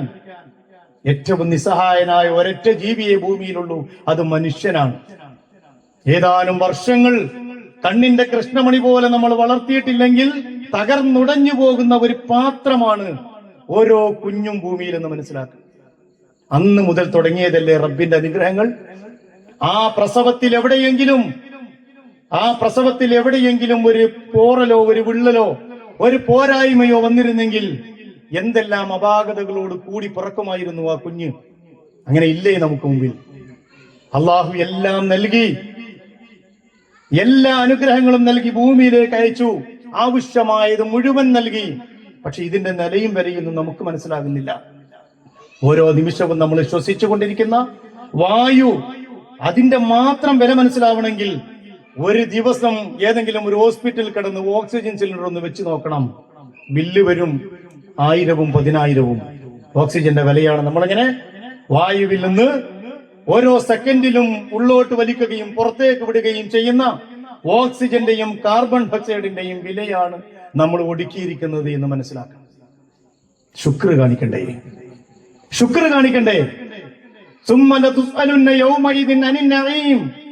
ഈ അനുഗ്രഹങ്ങളെ കുറിച്ചൊക്കെ അള്ളാഹു ചോദിക്കുന്ന ഒരു സന്ദർഭം വരാനുണ്ട്. പരിശുദ്ധ ഖുർആൻ പറഞ്ഞു ഈ അനുഗ്രഹങ്ങളൊക്കെ ചോദിക്കും. മറ്റൊരു ചെറിയ കഥ ഇമാം റാസി റഹ്മത്തുള്ളാഹി അലൈഹി തന്റെ തഫ്സീറിൽ വിശദീകരിച്ച ഒരു ചെറിയ സംഭവം കൂടി പറയാം. ഒരു മഹാനായ ആബിദ്, അള്ളാഹുവിനെ ഇബാദത്ത് ചെയ്തുകൊണ്ട് ജീവിക്കുന്ന ഒരു മനുഷ്യൻ, അദ്ദേഹം ഒരു കപ്പലിൽ സഞ്ചരിച്ചു കൊണ്ടിരിക്കെ കപ്പല് പൊളിയുകയും അദ്ദേഹം ഒറ്റപ്പെട്ട് ഒരു ദ്വീപിൽ അകപ്പെടുകയും ചെയ്തു. ചില ഹിക്കായകൾ ഉണ്ടാകും ചില അറബി ഗ്രന്ഥങ്ങളിൽ. പക്ഷെ ഇത് പ്രാമാണികമായ റിപ്പോർട്ടുകളിലൂടെ അംഗീകരിക്കപ്പെട്ട ഒരു ഹിക്കായ തന്നെയാണ്. അദ്ദേഹം ആ ദ്വീപിൽ അകപ്പെടുന്നു. അദ്ദേഹം അള്ളാഹുവിന്റെ ആബിദാണ്. ഒറ്റക്ക് പിന്നെ അവിടെ ജീവിക്കുകയാണ് മരണം വരെ അള്ളാഹുവിനെ ഇബാദത്ത് ചെയ്തുകൊണ്ട്. ആകെ കൂടി അദ്ദേഹത്തിന് കിട്ടുന്നത്, അള്ളാഹു അദ്ദേഹത്തിന് അവിടെ ചെറിയ ഒരു അരുവിയെ ഒഴുക്കി കൊടുത്തു, അതിൽ നിന്ന് വെള്ളം കുടിക്കാം. ഒരു ഉറുമാമ്പഴത്തിന്റെ ഒരു മരം അവിടെ അള്ളാഹു ഉണ്ടാക്കി മുളപ്പിച്ചു കൊടുത്തു, അതിൽ നിന്ന് ഒരു ദിവസം ഒരു പഴം അദ്ദേഹത്തിന് കിട്ടും. ഇത് രണ്ടും കഴിച്ച് ബാക്കി മുഴുവൻ സമയവും അള്ളാഹുവിനെ ഇബാദത്ത് ചെയ്തുകൊണ്ട് മരണപ്പെട്ടു പോയ മനുഷ്യൻ നാളെ പരലോകത്തെത്തുന്നു. അങ്ങനെ പരലോകത്തെത്തി അള്ളാഹു സുബ്ഹാനഹു വ തആല മലായികത്തുകളോട് ഓർഡർ കൊടുക്കുന്നു, എന്റെ അനുഗ്രഹം കൊണ്ട്, എന്റെ റഹ്മത്ത് കൊണ്ട് ഇദ്ദേഹത്തെ നിങ്ങൾ സ്വർഗത്തിലേക്ക് എത്തിക്കുക. അദ്ദേഹം അള്ളാഹുവിനോട് തിരിച്ചു ചോദിച്ചു, റബ്ബേ, നിന്റെ റഹ്മത്ത് കൊണ്ടല്ല, എന്റെ ഇബാദത്തുകളെ പരിഗണിച്ചുകൊണ്ട് നീ എന്നെ സ്വർഗത്തിലേക്ക് എത്തിക്കണം. എന്റെ ഇബാദത്തുകൾ പരിഗണിച്ചുകൊണ്ട്. കാരണം ഞാൻ ആകെ കൂടി ചെലവഴിച്ചത് ഒരു 10 മിനിറ്റാണ്. ഒരു ഉറുമാമ്പഴം തിന്നാനും ഒരൽപ്പം വെള്ളം കുടിക്കാനും ജീവിതത്തിന് ആവശ്യമായ ഒരൽപ്പ സമയത്തെ ഉറക്കവുമല്ലാതെ മുഴുവൻ സമയവും നിന്റെ മുമ്പിൽ സുജൂദ് ചെയ്ത ഒരടിമയാണല്ലോ റബ്ബേ ഞാൻ. അതുകൊണ്ട് എന്റെ ഇബാദത്തുകളെ ഒന്ന് പരിഗണിച്ചുകൊണ്ട് എന്നെ സ്വർഗത്തിലേക്ക് അയക്കണം. പറഞ്ഞയച്ച അയാളെ തിരിച്ചു കൊണ്ടുവരാൻ മലക്കളോട് ആവശ്യപ്പെട്ടു. കുറച്ച് സമയം കഴിഞ്ഞിട്ട് അള്ളാഹ് വീണ്ടും പറഞ്ഞു, എന്റെ റഹ്മത്ത് കൊണ്ട് ഇദ്ദേഹത്തെ സ്വർഗത്തിലേക്ക് എത്തിക്കുക. ഇദ്ദേഹം ഇതേ ചോദ്യം അള്ളാഹിനോട് വീണ്ടും ആവർത്തിച്ചു. അപ്പോഴും ആ പറഞ്ഞതുപോലെ തന്നെ അദ്ദേഹത്തെ തിരിച്ചു കൊണ്ടുവന്നു. മൂന്നാമതും അള്ളാഹു ഓർഡർ കൊടുത്തു, മലായികത്തുകൾക്ക് ഇദ്ദേഹത്തെ എന്റെ റഹ്മത്ത് കൊണ്ട് സ്വർഗത്തിലേക്ക് എത്തിക്കുക. മൂന്നാമതും ഇതേ ചോദ്യം ഇയാൾ ആവർത്തിച്ചപ്പോ അള്ളാഹു സുബ്ഹാനഹു വ തആല അദ്ദേഹത്തിന് നൽകിയ കാഴ്ച എന്ന് പറയുന്ന ഒരൊറ്റ അനുഗ്രഹത്തെ മീസാനിന്റെ ഒരു തട്ടിൽ വെച്ചു. അദ്ദേഹത്തിന്റെ എല്ലാ ഇബാദത്തുകളും മറ്റേ തട്ടിലും വെച്ചു. കനം തൂങ്ങിയത് ഇദ്ദേഹത്തിന്റെ കാഴ്ച എന്ന് പറയുന്ന ഈ അനുഗ്രഹത്തിനാണ്. എല്ലാ അമലുകളും വെച്ചതിന് ശേഷവും കാഴ്ച എന്ന് പറയുന്ന അള്ളാഹു നൽകിയ അനുഗ്രഹത്തിന്റെ തട്ട് താഴ്ന്നു തന്നെ ഇരിക്കുന്നു. സുബ്ഹാനല്ലാഹ്. നമ്മളൊക്കെ ചെയ്യുന്ന അമലൊന്ന് ആലോചിച്ച് നോക്കി. ഈ അമലുകളുടെ പിൻബലത്തിൽ സ്വർഗത്തിലേക്ക് എത്തുമോ എന്ന് പരിശോധിക്കപ്പെടണം. അള്ളാഹുവിന്റെ അനുഗ്രഹമില്ലാതെ, അള്ളാഹുവിന്റെ റഹ്മത്ത് കൊണ്ടല്ലാതെ, അവന്റെ മഗ്ഫിറത്ത് കൊണ്ടല്ലാതെ, അവന്റെ കാരുണ്യം കൊണ്ടല്ലാതെ ഒരു മനുഷ്യനും സ്വർഗത്തിലേക്ക് എത്തുകയില്ല. മഹാനായ റസൂലുള്ളാഹി സ്വല്ലല്ലാഹു അലൈഹി വസല്ലം ഒരു ദിവസം വിശപ്പ് കൊണ്ട് ഉറക്കം വരാതെ പുറത്തേക്ക് ഇറങ്ങി. നിങ്ങൾ കേട്ടിട്ടുണ്ടാവും കഥ. വിശന്നിട്ട് ഉറങ്ങാൻ പറ്റുന്നില്ല, പുറത്തേക്ക് ഇറങ്ങി. കുറച്ച് ഇങ്ങനെ മുന്നോട്ട് പോയപ്പോ 2 ആളുകൾ നടന്നു വരുന്നു. അടുത്തെത്തിയപ്പോൾ അബൂബക്കർ സിദ്ദീഖ് റളിയല്ലാഹു അൻഹു, ഉമർ ഇബ്നു ഖത്താബ് റളിയല്ലാഹു അൻഹു ചോദിച്ചു, എന്താ നിങ്ങൾ 2 ആളും ഇവിടെ? അവര് പറഞ്ഞു, റസൂലേ, വിശപ്പ് കൊണ്ട് ഉറങ്ങാൻ പറ്റാതായിട്ട് ഇറങ്ങിയതാണ്. അങ്ങനെ റസൂലുള്ളാഹി സ്വല്ലല്ലാഹു അലൈഹി വസല്ലമും അദ്ദേഹത്തിന്റെ അനുയായികളായി 2 ഖലീഫമാരും അള്ളാഹുവിന്റെ ഭൂമിയിൽ വിശപ്പ് സഹിച്ച് നിൽക്കുന്ന ഈ സന്ദർഭത്തിൽ ഒരു അൻസാരിയുടെ വീട്ടിലേക്ക് പോവാണ്. അള്ളാഹു സുബ്ഹാനഹു തആലയുടെ അനുഗ്രഹത്തിന്റെ അവസ്ഥ നമ്മൾ മനസ്സിലാക്കണം. അങ്ങനെ അൻസാരിയുടെ വീട്ടിലേക്ക് എത്തി. അൻസാരിയോട് ചോദിച്ചു, അദ്ദേഹത്തിന്റെ ഭാര്യയെ വീട്ടിലുള്ള ഭാര്യയോട് ചോദിച്ചു, നിങ്ങളുടെ ഭർത്താവ് എവിടെ പോയി? അദ്ദേഹം വെള്ളമെടുക്കാൻ പോയതാണ്.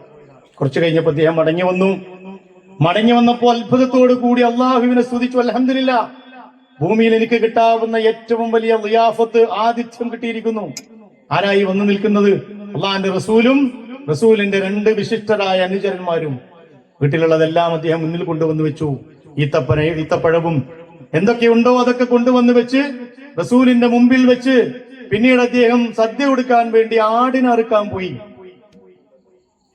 അങ്ങനെ ആടിനറുത്തൊക്കെ ഭക്ഷണം കൊണ്ടുവന്നു വെച്ചപ്പോ റസൂലുള്ളാഹി സ്വല്ലല്ലാഹു അലൈഹി വസല്ലം അതൊക്കെ കഴിച്ച് തിരിച്ചു പോരുമ്പോ സ്വഹാബികളോട്, അബൂബക്കർ സിദ്ദീഖ് റളിയല്ലാഹു അൻഹുവിനോടും ഉമർ ഇബ്നുൽ ഖത്താബിനോടും അദ്ദേഹം പറഞ്ഞു, ലാ തസ്അലുന്ന അൻ ഹാദൻ നഈം യൗമിൽ ഖിയാമ, അന്ത്യദിനത്തിൽ നമുക്ക് കിട്ടിയ ഈ അനുഗ്രഹം നാളെ അള്ളാഹു ചോദിക്കും കേട്ടോ.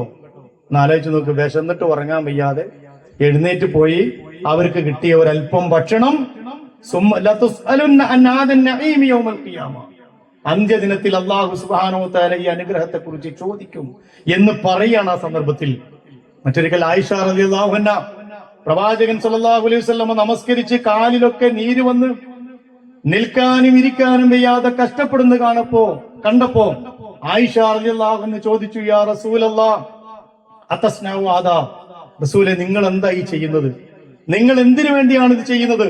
ഫഖദ് ഗഫറ ലക അല്ലാഹു ഫഖദ് ഗഫറ ലക മാ തഖദ്ദമ മിൻ നബിക മാ തഅഖറ, മുൻകഴിഞ്ഞതും വരാനിരിക്കുന്നതുമായ എല്ലാ പാപങ്ങളും അല്ലാഹു നിങ്ങൾക്ക് പുറത്തു തന്നിട്ടില്ലേ? പിന്നെ എന്തിനാണ് റസൂലെ ഇത്രമേൽ പ്രയാസം നിങ്ങൾ സഹിക്കുന്നത്? ഫഖാല റസൂലുള്ളാഹി സ്വല്ലല്ലാഹു അലൈഹി വസല്ലം, അവിടെ അല്ലാഹുവിന്റെ റസൂൽ ആയിഷ റളിയല്ലാഹു അൻഹയോട് പറഞ്ഞു, യാ ആയിഷ അഫലാ അകൂന അബ്ദൻ ശകൂറ, ആയിഷ ഞാനൊരു നന്ദിയുള്ള അടിമയാകണ്ടേ? ഏത് റസൂലായി ചോദിക്കുന്നത്? ദുനിയാവിന്ന് വിട്ടുപിരിയുന്നത് വരെ 2 ദിവസം പോലും തുടർച്ചയായി ഭക്ഷണം കഴിച്ചിട്ടില്ല മുഹമ്മദ് നബിയും അദ്ദേഹത്തിന്റെ കുടുംബവും. ഈ മുഹമ്മദ് നബിയാണ് പറയുന്നത്, അഫലാകൂന അബ്ദൻ ശകൂറ യാ ആയിഷ, ആയിഷ ഞാനൊരു നന്ദിയുള്ള അടിമയാകണ്ടേ? എന്നാലോചിച്ച് നോക്കണം. നമ്മൾ കിടന്നുറങ്ങിയിട്ട് എണീക്കുമ്പോ ഈത്തപ്പനയോല പുറത്തൊക്കെ ഇങ്ങനെ ആ പനയോലയുടെ പാട് കാണുമ്പോ സ്വഹാബത്തിന്റെ കണ്ണുകളിൽ കണ്ണുനീര് വരുമായിരുന്നു എന്ന് ഹദീസ് ഗ്രന്ഥങ്ങൾ രേഖപ്പെടുത്തുന്ന റസൂൽ. ആ റസൂല് കാണിക്കുന്ന ആ ഒരു നന്ദിയുടെ ഏതാണ്ട് അരികത്തെങ്കിലും എത്തണ്ടേ? നമ്മളും അഫലം അക്കൂന അബ്ദൻ ശകൂറ എന്ന് ചോദിച്ച, അഫല അക്കൂന അബ്ദൻ ശകൂറ എന്ന് ചോദിച്ച ആ നന്ദി, അതാണ് നമ്മുടെ ഇബാദത്തിന്റെ മറ്റൊരു സംഗതി. ആ നന്ദി കാണിക്കും. ഇത് നമ്മൾ കാണുന്ന ഈ അനുഗ്രഹങ്ങൾക്ക് മാത്രമല്ല, കാണാത്ത എത്ര സംഗതികളുണ്ട്. ഇമാം റാസി റഹ്മത്തുള്ളാഹി അലൈഹി 2 സംഭവം പറയുന്നുണ്ട്. നമ്മൾ കാണാത്ത ഒരുപാട് അനുഗ്രഹങ്ങൾ അള്ളാഹു ചെയ്തുകൊണ്ടിരിക്കുന്നതാണ്. നമുക്കൊക്കെ ഓരോ ദിവസവും എത്രയോ പ്രയാസങ്ങളിൽ നിന്ന് അള്ളാഹു നമ്മളെ തട്ടി തടഞ്ഞുകൊണ്ടിരിക്കുകയാണ്, നമ്മളെ രക്ഷിച്ചുകൊണ്ടിരിക്കുകയാണ്. അള്ളാഹു സുബ്ഹാനഹു വ തആല അത് കൃത്യമായി പറയുകയും ചെയ്യുന്നുണ്ട്. അള്ളാഹുവിന്റെ ഭൂമിയിൽ മനുഷ്യന് നന്മയല്ലാത്തതെല്ലാം അള്ളാഹു അവനിൽ നിന്ന് സംരക്ഷിച്ചു നിർത്തും. പടച്ചതമ്പുരാൻ സൂറത്തുൽ ഫാത്തിഹയുടെ വിശദീകരണത്തിൽ ഇമാം റാസി റഹ്മത്തുള്ളാഹി അലൈഹി പറയുന്ന 2 കഥകളുണ്ട്. അൽഹംദുലില്ലാഹി റബ്ബിൽ ആലമീൻ, സർവ്വലോക രക്ഷിതാവായ, സർവ്വലോകത്തെയും രക്ഷിക്കുന്ന അള്ളാഹുവിനാണ് സർവസ്തുതിയും എന്ന് പറയുന്നതിന്റെ വിശദീകരണത്തിൽ അദ്ദേഹം പറയുന്ന 1ാമത്തെ സംഭവം ഒരു തേളിന്റെ കഥയാണ്. ആ തേള് ഒരു ദിവസം യൂനുസ് നബി അലൈഹിസ്സലാം വലിയ മാനസിക പ്രയാസത്തിൽ അദ്ദേഹം വീട്ടിൽ നിന്ന് പുറത്തേക്ക് ഇറങ്ങുകയാണ്. വല്ലാത്ത മാനസിക പ്രയാസം, വീട്ടിലിരിക്കാൻ പറ്റുന്നില്ല. യൂനുസ് നബി അലൈഹിസ്സലാം പുറത്തേക്ക് ഇറങ്ങി. കുറച്ച് മുന്നോട്ട് പോയപ്പോൾ അദ്ദേഹം കാണുന്നത് ഒരു തേള് വലിയ വേഗതയിൽ സഞ്ചരിച്ചു കൊണ്ടിരിക്കുകയാണ്. എന്തോ ഒരു ലക്ഷ്യത്തിലേക്ക് ആ തേള് സഞ്ചരിച്ചു കൊണ്ടിരിക്കുകയാണ്. അദ്ദേഹം അതിന്റെ പിന്നാലെ പോയി. കുറച്ചു കഴിഞ്ഞപ്പോ ഒരു ചെറിയ വെള്ളക്കെട്ടിന്റെ മുന്നിലാണ് ആ തേള് എത്തപ്പെട്ടത്. ആ തേളിനെ കാത്ത് ഒരു തവള, വലിയൊരു തവള ആ വെള്ളത്തിൽ നിൽക്കുന്നു. അതിന്റെ പുറത്തേക്ക് തേള് ചാടുന്നു. ഈ തേളിനെയും കൊണ്ട് തവള ഈ വെള്ളക്കെട്ടിന്റെ അപ്പുറത്തേക്ക് എത്തിക്കുന്നു. ചെറിയ നദിയോ ചെറിയ ഒരു പുഴയോ എന്തോ ആകാം. എന്തായാലും അങ്ങോട്ടെത്തി. പിന്നെയും സുലൈമാൻ നബി യൂനുസ് നബി അലൈഹി സ്വലാം ഈ തേളിനെ പിന്തുടരുക. അപ്പുറത്തെത്തിയപ്പോ തേള് പിന്നെയും അതിശീഘ്രം കുതിച്ചു പോവാണ്. കുറെ കഴിഞ്ഞപ്പോ ഒരു മരച്ചുവട്ടിലെത്തി. നോക്കുമ്പോ ആ മരച്ചുവട്ടിൽ ഒരു ചെറുപ്പക്കാരനായ മനുഷ്യൻ കിടന്നുറങ്ങാണ്. നല്ല ഉറക്കം. പക്ഷേ അദ്ദേഹത്തിന്റെ തൊട്ടരികിൽ ഒരു മൂർഖൻ പാമ്പ്, ഒരു പാമ്പ് പത്തി വിടർത്തി ഇദ്ദേഹത്തെ കൊത്തുന്നതിന് വേണ്ടി റെഡിയായി നിൽക്കുകയാണ്. ഈ തേള് എത്തിയത് ഈ പാമ്പുമായി മൽപ്പിടുത്തം നടത്തി ഈ മനുഷ്യനെ രക്ഷിക്കാനാണ്. അവസാനം പാമ്പും ഈ തേളും കൂടി സംഘട്ടനത്തിലേർപ്പെട്ട് രണ്ടുപേരും മരിച്ചു. കുറച്ചു കഴിഞ്ഞപ്പോ ഈ മനുഷ്യൻ അയാൾ എഴുന്നേറ്റ് പോയി. അയാൾ ഇത് അറിയുന്നില്ല. ഇമാം റാസി റഹ്മത്തുള്ളാഹി അലൈഹി റബ്ബുൽ ആലമീൻ, സർവ്വലോകത്തിന്റെ രക്ഷിതാവ് എന്ന് പഠിപ്പിക്കുന്ന പാഠത്തിൽ പറഞ്ഞു വെക്കുന്ന ഒരു സംഭവമാണ്. എത്ര അനുഗ്രഹങ്ങളാണ് അള്ളാഹു, എത്ര പ്രയാസങ്ങളെയാണ് അള്ളാഹു നമ്മിൽ നിന്ന് തട്ടി അകറ്റിക്കൊണ്ടിരിക്കുന്നത്. നമ്മളൊക്കെ വാഹനം കയറി സഞ്ചരിക്കുന്നവരല്ലേ? സുബ്ഹാനല്ലദീ സഖറ ലനാ ഹാദാ വമാ കുന്നാ ലഹു മുഖ്രിനീൻ. പടച്ചവനെ, നീ എത്ര പരിശുദ്ധനാണ്, ഞങ്ങൾക്ക് നീ ഇതിനെ വിധേയമാക്കി തന്നിരിക്കുന്നു. വമാ കുന്നാ ലഹു മുഖ്രിനീൻ, ഞങ്ങളെ കഴിവുകൊണ്ട് ഇത് വിധേയമാക്കാൻ കഴിയില്ല. നമ്മളൊന്ന് പറയല്ലോ, ഞാനൊന്നിങ്ങനെ വെട്ടിച്ചതുകൊണ്ട് രക്ഷപ്പെട്ടു, ഞാനൊന്നാണ്ട് തിരിച്ചതുകൊണ്ട് രക്ഷപ്പെട്ടു. നമ്മളെ തിരിക്കലും നമ്മളെ വളവും നമ്മളെ യുക്തിയൊന്നുമല്ല, അള്ളാഹുവിന്റെ മഹത്തായ കാവലാണ്. ഇങ്ങനെ ജീവിതത്തിൽ അനേകായിരം സന്ദർഭങ്ങളിൽ ഈ കാവല് ഓരോ മനുഷ്യനും അല്ലാഹു സുബ്ഹാനഹു വ തആല നൽകും എന്ന് ഇമാം റാസി റഹ്മത്തുള്ളാഹി അലൈഹി പഠിപ്പിക്കുകയാണ്. രണ്ടാമത് അദ്ദേഹം പറഞ്ഞത് ഒരു ചെറിയ കാക്ക കുഞ്ഞിന്റെ സംഭവമാണ്.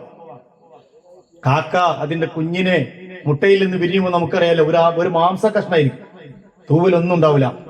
ഈ കാക്ക കുഞ്ഞിനെ കൂട്ടിലാക്കിയിട്ട് അന്നം തേടിപ്പോയി തള്ളക്കാക്ക. പിന്നെ അങ്ങോട്ട് അരിച്ചു വരുന്നത് മുഴുവൻ ഉറുമ്പുകളാണ്. ഉറുമ്പുകൾ വരുന്നത് എന്തിനാ? ഈ മാംസ കഷ്ണം എങ്ങനെങ്കിലും അകത്താക്കാൻ വേണ്ടിയാണ്.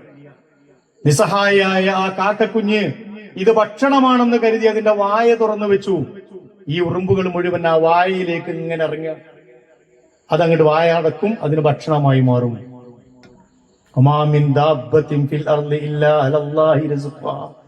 ഭൂമിയിൽ ഒരു ജീവജാലവും ഇല്ല അള്ളാഹു റിസ്ക് നൽകിക്കൊണ്ടല്ലാതെ. എന്തൊക്കെ സംവിധാനങ്ങളാണ് നമ്മുടെ ഈ ഭൂമിയിലും പ്രപഞ്ചത്തിലും അള്ളാഹു സുബ്ഹാനഹു വ തആല ഒരുക്കി വെച്ചിട്ടുള്ളത് എന്നതിന്റെ ഉദാഹരണത്തിനാണ് ഈ രണ്ട് സംഗതികൾ അദ്ദേഹം പറഞ്ഞത്. ഈ രണ്ടിനെയും, ആകാശത്തെയും ഭൂമിയെയും സംരക്ഷിക്കുക എന്നത് അള്ളാഹുവിന് ഒരു പ്രയാസവുമുള്ള സംഗതിയല്ല. വഹുവൽ അലിയ്യുൽ അലീം, അവൻ പ്രതാപവാനും അവൻ അലീമുമാണ് എന്ന് ഖുർആൻ പഠിപ്പിക്കുന്നു. അതാണ് ശുക്ർ. കാണുന്ന നന്മകൾക്കും കാണാത്ത നന്മകൾക്കും മനുഷ്യ ജീവിതം കൊണ്ട് തലകുനിക്കുന്നതിന്റെ പേരാണ് ഇബാദത്ത്. അതിനുവേണ്ടിയാണ് ഇബാദത്തുകൾ അല്ലാഹു സുബ്ഹാനഹു വ തആല പഠിപ്പിച്ചത്. മറ്റൊന്ന് തഖ്വ ഉണ്ടാകുന്നതിന് വേണ്ടിയാണ്. ഞാൻ പറഞ്ഞു ദിക്ർ, ശുക്ർ, തഖ്വ. മൂന്നാമത്തത് ഖുർആൻ എല്ലാ സ്ഥലങ്ങളിലും പറഞ്ഞതാണ്. മുത്തഖികളാകുന്നതിന് വേണ്ടിയാണ് എല്ലാ അമലുകളും, എല്ലാ ഇബാദത്തുകളും. എന്താ തഖ്വ എന്ന് പറഞ്ഞാൽ? അൻ യജ്അൽ അബ്ദു ബൈനഹു വ ബൈന റബ്ബിഹി വിഖായതൻ മിൻ വദബിഹി വസഖ്തിഹി വഅദാബിഹി. ഒരു അടിമയും അവന്റെ റബ്ബും തമ്മിൽ ഉണ്ടാക്കുന്ന ഒരു ആവരണം, അവന്റെ കോപത്തിൽ നിന്നും അവന്റെ പിടുത്തത്തിൽ നിന്നും അവന്റെ ശിക്ഷയിൽ നിന്നും തടയാൻ വേണ്ടി അടിമ തന്റെ ഉടമക്കിടയിൽ ഉണ്ടാക്കുന്ന ഒരു ആവരണമാണ്, അല്ലെങ്കിൽ ഒരു ചര്യയാണ് ഈ തഖ്വ എന്ന് പറയുന്നത്. എല്ലാ ഇബാദത്തുകളെ കുറിച്ച് പറഞ്ഞപ്പോഴും ഇത് പടച്ച തമ്പുരാൻ പറഞ്ഞു, അഖിമിസ്സലാത്ത്, നിങ്ങൾ നമസ്കാരം നിലനിർത്തണം. ഇന്ന സ്വലാത്ത തൻഹാ അനിൽ ഫഹ്ശാഇ വൽ മുൻകർ, മ്ലേച്ഛവും നികൃഷ്ടവുമായ പ്രവർത്തനങ്ങളിൽ നിന്ന് നമസ്കാരം തടയും. വലദിക്റുല്ലാഹി അക്ബർ. അപ്പൊ തഖ്വ ഉണ്ടാകാൻ വേണ്ടിയാണ് നമസ്കാരം. നോമ്പിനെ കുറിച്ച് പറഞ്ഞപ്പോൾ കൃത്യമായി തന്നെ പറഞ്ഞു, കുത്തിബ അലൈക്കുമുസ് സിയാമു കമാ കുത്തിബ അലല്ലദീന മിൻ ഖബ്ലിക്കും ലഅല്ലക്കും തത്തഖൂൻ. നിങ്ങൾക്ക് മുമ്പുള്ളവർക്ക് നിർബന്ധമാക്കിയതുപോലെ നോമ്പ് നിങ്ങൾക്ക് നിർബന്ധമാക്കിയിരിക്കുന്നു. ലഅല്ലക്കും തത്തഖൂൻ, നിങ്ങൾ തഖ്വയുള്ളവരാകുന്നതിന് വേണ്ടി. സക്കാത്തിനെ കുറിച്ച് പറഞ്ഞു, ഖുദ് മിൻ അംവാലിഹിം തുതഹിറുഹും വതുസക്കിയും ഫിയാ. നിങ്ങൾ അവരിൽ നിന്ന് സക്കാത്ത് സ്വീകരിക്കണം, അത് അവരെയും ശുദ്ധീകരിക്കും, അവരെ സംസ്കരിക്കുകയും ചെയ്യും. തഖ്വയുള്ള അവരുടെ സമ്പത്തിനെ ശുദ്ധീകരിക്കുകയും അവരെ തഖ്വയുള്ള മനുഷ്യന്മാരാക്കി മാറ്റുകയും ചെയ്യും. ഹജ്ജിനെ കുറിച്ച് പറഞ്ഞു, വതസവ്വദു ഫഇന്ന ഖൈറ സാദി തഖ്വ. നിങ്ങൾ യാത്രാപാതയം ഒരുക്കണം ഹജ്ജിന് പോകാൻ. പക്ഷെ ഏറ്റവും ഉയർന്ന യാത്രാപാതയം അത് തെക്കുവയാണ് എന്ന തിരിച്ചറിവ് നിങ്ങൾക്കുണ്ടാകണം. അപ്പൊ തെക്കുവ ഉണ്ടാകണം. ഇതില്ലാത്ത ആരാധനകളെ കുറിച്ച് ഖുർആൻ തന്നെ പറഞ്ഞു, അത് മുനാഫിക്കിന്റെ ആരാധനയാണ്. ഇന്നൽ മുനാഫിഖീന യഖാദിഊന അല്ലാഹ വഹുവ ഖാദിഊൻ. തീർച്ചയായും മുനാഫിക്കുകൾ, കപടവിശ്വാസികൾ, അവർ അള്ളാഹുവിനെ വഞ്ചിച്ചു കൊണ്ടിരിക്കുകയാണ്. പക്ഷേ യഥാർത്ഥത്തിൽ അവരെ തന്നെയാണ് വഞ്ചിക്കുന്നത്. വഇദാ ഖാമു ഇലസ്സലാത്തി ഖാമു കുസാല. അവർ നമസ്കാരത്തിലേക്ക് നിന്നാൽ മടിയന്മാരായിട്ട് നിൽക്കും. യുറാഊനന്നാസ, ജനങ്ങളെ കാണിക്കാൻ വേണ്ടി. വലാ യദ്കുറൂനല്ലാഹ ഇല്ലാ ഖലീല, അല്പമല്ലാതെ അവർ അള്ളാഹുവിനെ കുറിച്ച് ഓർക്കൂല. മുനാഫിക്കിന്റെ ജീവിതം നിങ്ങളാൽ, മുനാഫിക്കിന്റെ നമസ്കാരം, മുനാഫിക്ക് എന്ന് പറഞ്ഞാൽ അള്ളാഹിന്റെ റസൂലിന്റെ പള്ളിയിലുണ്ട്. അള്ളാഹുവിന്റെ റസൂൽ അക്ബർ കെട്ടുമ്പോ ഇയാളും അക്ബർ കെട്ടുന്നുണ്ട്. റുക്കൂക്ക് പോകുമ്പോ റുക്കൂയിലേക്ക് പോകുന്നുണ്ട്.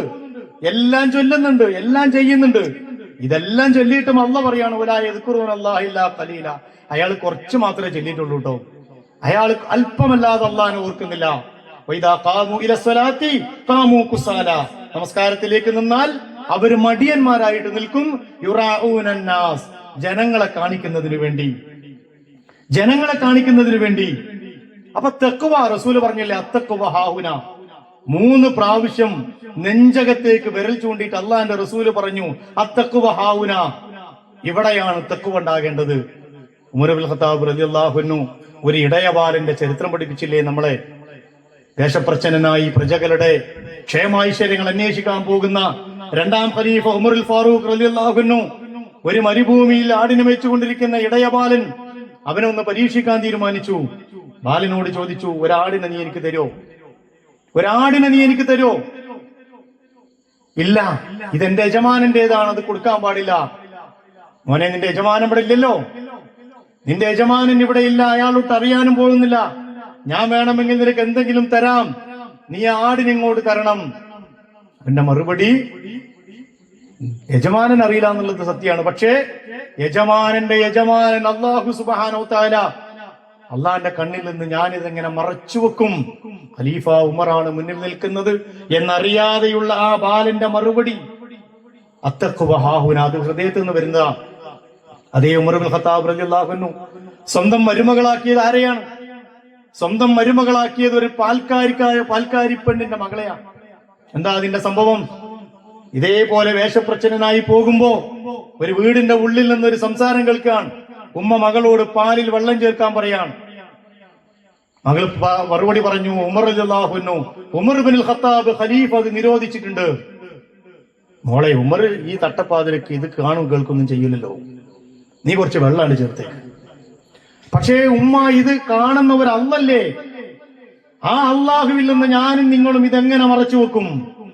ആ പെണ്ണാണ്, ആ സ്ത്രീയാണ് പിന്നീട് ഉമർ ഇബ്നുൽ ഖത്താബ് റളിയല്ലാഹു അൻഹുവിന്റെ മരുമകളായിട്ട് വരുന്നത്. അപ്പൊ നമ്മുടെ നമസ്കാരവും നമ്മുടെ ആരാധനകളും ഒക്കെ ഇത് വെച്ചിട്ടൊന്ന് വിലയിരുത്തുക. ഖുർആൻ പറഞ്ഞത്, മുനാഫിക്കുകളുടെ നമസ്കാരത്തെ കുറിച്ച് പറഞ്ഞത് മുദബ്ദബീന ബൈന ദാലിക, അവർക്കിടയിൽ ഇങ്ങനെ ചാഞ്ചാടിക്കൊണ്ടിരിക്കുന്ന ഒരു മനസ്സായിരിക്കുന്നു. മുദബ്ദബീന, മുഫസ്സിറുകൾ പറഞ്ഞത് ദുബാബിൽ നിന്നാണ് ഈ വാചകം ഉണ്ടാകുന്നത്, ഈച്ചയിൽ നിന്ന്. എന്താ ഈച്ചന്റെ പ്രത്യേകത? നിങ്ങൾ ഒരു നേരം നോക്കുമ്പോൾ നല്ല ഫ്രൂട്ട്സിലായിരിക്കും ഇരിക്കുക, നല്ല ഫ്രൂട്ട്സിൽ, വല്ല ആപ്പിളിലോ ഓറഞ്ചിന്റെ മേലൊക്കെ ഇങ്ങനെ ഇരിക്കുന്നുണ്ടാവും. ഒരു 2 മിനിറ്റ് കഴിഞ്ഞ് നോക്കിയാലോ പിന്നെ ഇരിക്കുന്ന ഏതെങ്കിലും ശവത്തിന്റെ മേലെ ആയിരിക്കും. ഇതാണ് മുദബ്ദബീൻ. ഈ മനസ്സുള്ളവരാണ് മുനാഫിക്കുകൾ. നമസ്കാരത്തിൽ ഈ മനസ്സ് വരുന്നവരാണ് മുനാഫിക്കുകൾ. നമസ്കാരത്തിനാണ്ട് കയറി നിന്നാൽ ചൊല്ലിയതും പറഞ്ഞതും ഒന്നും ഓർമ്മ ഉണ്ടാവില്ല. 2ാമത്തെ റക്അത്തിൽ ആലോചിച്ച് നോക്കൂ, ഞാനിപ്പോ 1ാമത്തെ റക്അത്തിൽ ഏത് സൂറത്താ ഓതിയത്? പലതും യാന്ത്രികമായിട്ട് ഇങ്ങനെ പോവാണ്. തമാശക്കാണെങ്കിലും പണ്ടാരോ പറഞ്ഞല്ലോ, ഒരു നാട്ടിൽ നമസ്കാരം നിലനിർത്തി. ആ നമസ്കാരം നിലനിർത്തിയിട്ട് പിന്നെ കുറെ കഴിഞ്ഞിട്ട് ആ പണ്ഡിതൻ അതിലൂടെ വന്നപ്പോ ആകെ 2 ആൾക്കേ അവിടെ നമസ്കാരത്തിന് താല്പര്യമുള്ളൂ. അതിപ്പോ ഈ സദസ്സിൽ പറയാൻ പറ്റൂല. അതിൽ ഒരാളെ ഞാൻ പറയാം. ഒന്നൊരു കച്ചവടക്കാരനാ. അയാളോട് ചോദിച്ചു, എന്താ നിങ്ങൾ ഇങ്ങനെ നമസ്കാരം നിലനിർത്താൻ കാരണം? അദ്ദേഹം പറഞ്ഞു, ഞാൻ നമസ്കാരത്തിലേക്കാണ്ട് നിന്നാൽ എന്റെ കടയിൽ നിന്ന് പറ്റുകൊണ്ടായ ആൾക്കാരെ മുഴുവൻ പേരെനിക്ക് കൊണ്ട് ഓർമ്മ വരും. കടം വാങ്ങിപ്പോയ മുഴുവൻ ആൾക്കാരെയും പേരെനിക്ക് ഓർമ്മ വരും. അതുകൊണ്ട് ഞാൻ ഈ പരിപാടി നിർത്തിയിട്ടില്ല. നമ്മൾ നമസ്കാരത്തിലേക്ക് നിന്നാൽ എന്തൊക്കെ സംഗതികളാ ഓർമ്മ വരുന്നത്? ഉണ്ടാകേണ്ടത് തഖ്വയാണ്. ഉണ്ടാകുന്നത് മറ്റു പലതുമാണെങ്കിൽ ഈ തഖ്വയാണ് അല്ലാഹു സുബ്ഹാനഹു വ തആല നമ്മിൽ നിന്ന് ആവശ്യപ്പെടുന്നത്. ഞാൻ പറഞ്ഞത് ദിക്റും ശുക്റും തഖ്വയും ഉൾച്ചേർന്നതായിരിക്കണം നമ്മുടെ ആരാധനകൾ. അത് അള്ളാഹ്ക്ക് കൊടുക്കുന്ന ഔദാര്യങ്ങളാകരുത്. റബ്ബിന്റെ മുമ്പിൽ അങ്ങനെയാണല്ലോ സൂഫികളൊക്കെ പഠിപ്പിച്ചത്. അള്ളാഹിനെ പേടിക്കുന്നതിനേക്കാൾ കൂടുതൽ അള്ളാഹിനെ സ്നേഹിച്ചു തുടങ്ങണം. അള്ളാഹിനെ പേടിക്കുന്നതിനേക്കാൾ കൂടുതൽ അള്ളാഹിനെ സ്നേഹിച്ചു തുടങ്ങുക. അപ്പൊ ആ അള്ളാഹുവിന്റെ മുമ്പിലേക്ക് സർവസ്വവും സമർപ്പിക്കുന്നത് ഒരു വല്ലാത്ത ആനന്ദമായി ഖുർറത്തുൽ ഐനായിട്ട് വരും. അതാണ് റസൂലുള്ളാഹി സ്വല്ലല്ലാഹു അലൈഹി വസല്ലം പറഞ്ഞത്, എനിക്ക് ഏറ്റവും കൂടുതൽ കണ്ണിന് കുളിർമ കിട്ടുന്നത് നമസ്കാരത്തിലാണ്. എനിക്ക് ഏറ്റവും കൂടുതൽ കണ്ണിന് കുളിർമ കിട്ടുന്നത് നമസ്കാരത്തിലാണ്. ഞാൻ നമസ്കാരത്തിലേക്ക് അങ്ങ് നിന്നാൽ, എത്ര സഹാബിമാരുടെ കഥകളാണ് നമ്മൾ കേട്ടത്.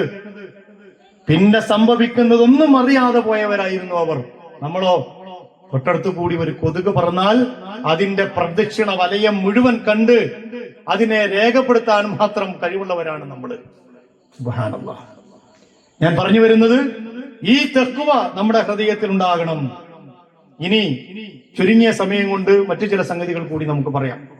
എന്താണ് ഇബാദത്ത്? നമ്മളെ ഇബാദത്തുകളെ കുറിച്ചാണല്ലോ പറയുന്നത്. ഇബാദത്ത് എന്ന് പറഞ്ഞാൽ നേരത്തെ ഞാൻ പറഞ്ഞു, ബുനിയൽ ഇസ്ലാമു അലാ ഖംസിൻ എന്ന് പറഞ്ഞ 5 അനുഷ്ഠാനങ്ങളെ കുറിച്ച് മാത്രമല്ല ഇസ്ലാമിൽ ഇബാദത്ത് എന്ന് പറയുന്നത്. വമാ ഖലഖതുൽ ജിന്ന വൽ ഇൻസ ഇല്ലാ ലിയഅ്ബുദൂനി. എനിക്ക് ഇബാദത്ത് ചെയ്യാനല്ലാതെ മനുഷ്യവർഗത്തെയും ജിന്നുവർഗത്തെയും ഞാൻ സൃഷ്ടിച്ചിട്ടില്ല. നമ്മൾ കൈകെട്ടിയിട്ട് വജ്ജഹത്ത് ഓതുമ്പോൾ പറയുന്ന ആദ്യത്തെ വാചകം ഇന്ന സ്വലാത്തി വനുസുക്കി വമഹ്യായ വമമാതി ലില്ലാഹി റബ്ബിൽ ആലമീൻ. എന്റെ നമസ്കാരം, എന്റെ നേർച്ചകൾ, എന്റെ എല്ലാ കർമ്മങ്ങളും ലില്ലാഹി റബ്ബിൽ ആലമീൻ വമഹ്യായ വമമാതി, ജീവിതവും മരണവും ഇനി ഒരു സംഗതിയും ബാക്കി വെച്ചിട്ടില്ല. ലില്ലാഹി റബ്ബിൽ ആലമീൻ, അത് മുഴുവൻ സർവ്വലോക രക്ഷിതാവായ അല്ലാഹുവിനാണ്. വമാ അർസൽനാ മിൻ ഖബ്ലിക മിർ റസൂലിൻ ഇല്ലാ നൂഹി ഇലൈഹി അന്നഹു ലാ ഇലാഹ ഇല്ലാ അന ഫഅബ്ദൂൻ. നിനക്ക് മുമ്പ് പ്രവാചകരെ ഒരു മുർസലിനെയും ഒരു ദൂതനെയും നാം അയച്ചിട്ടില്ല.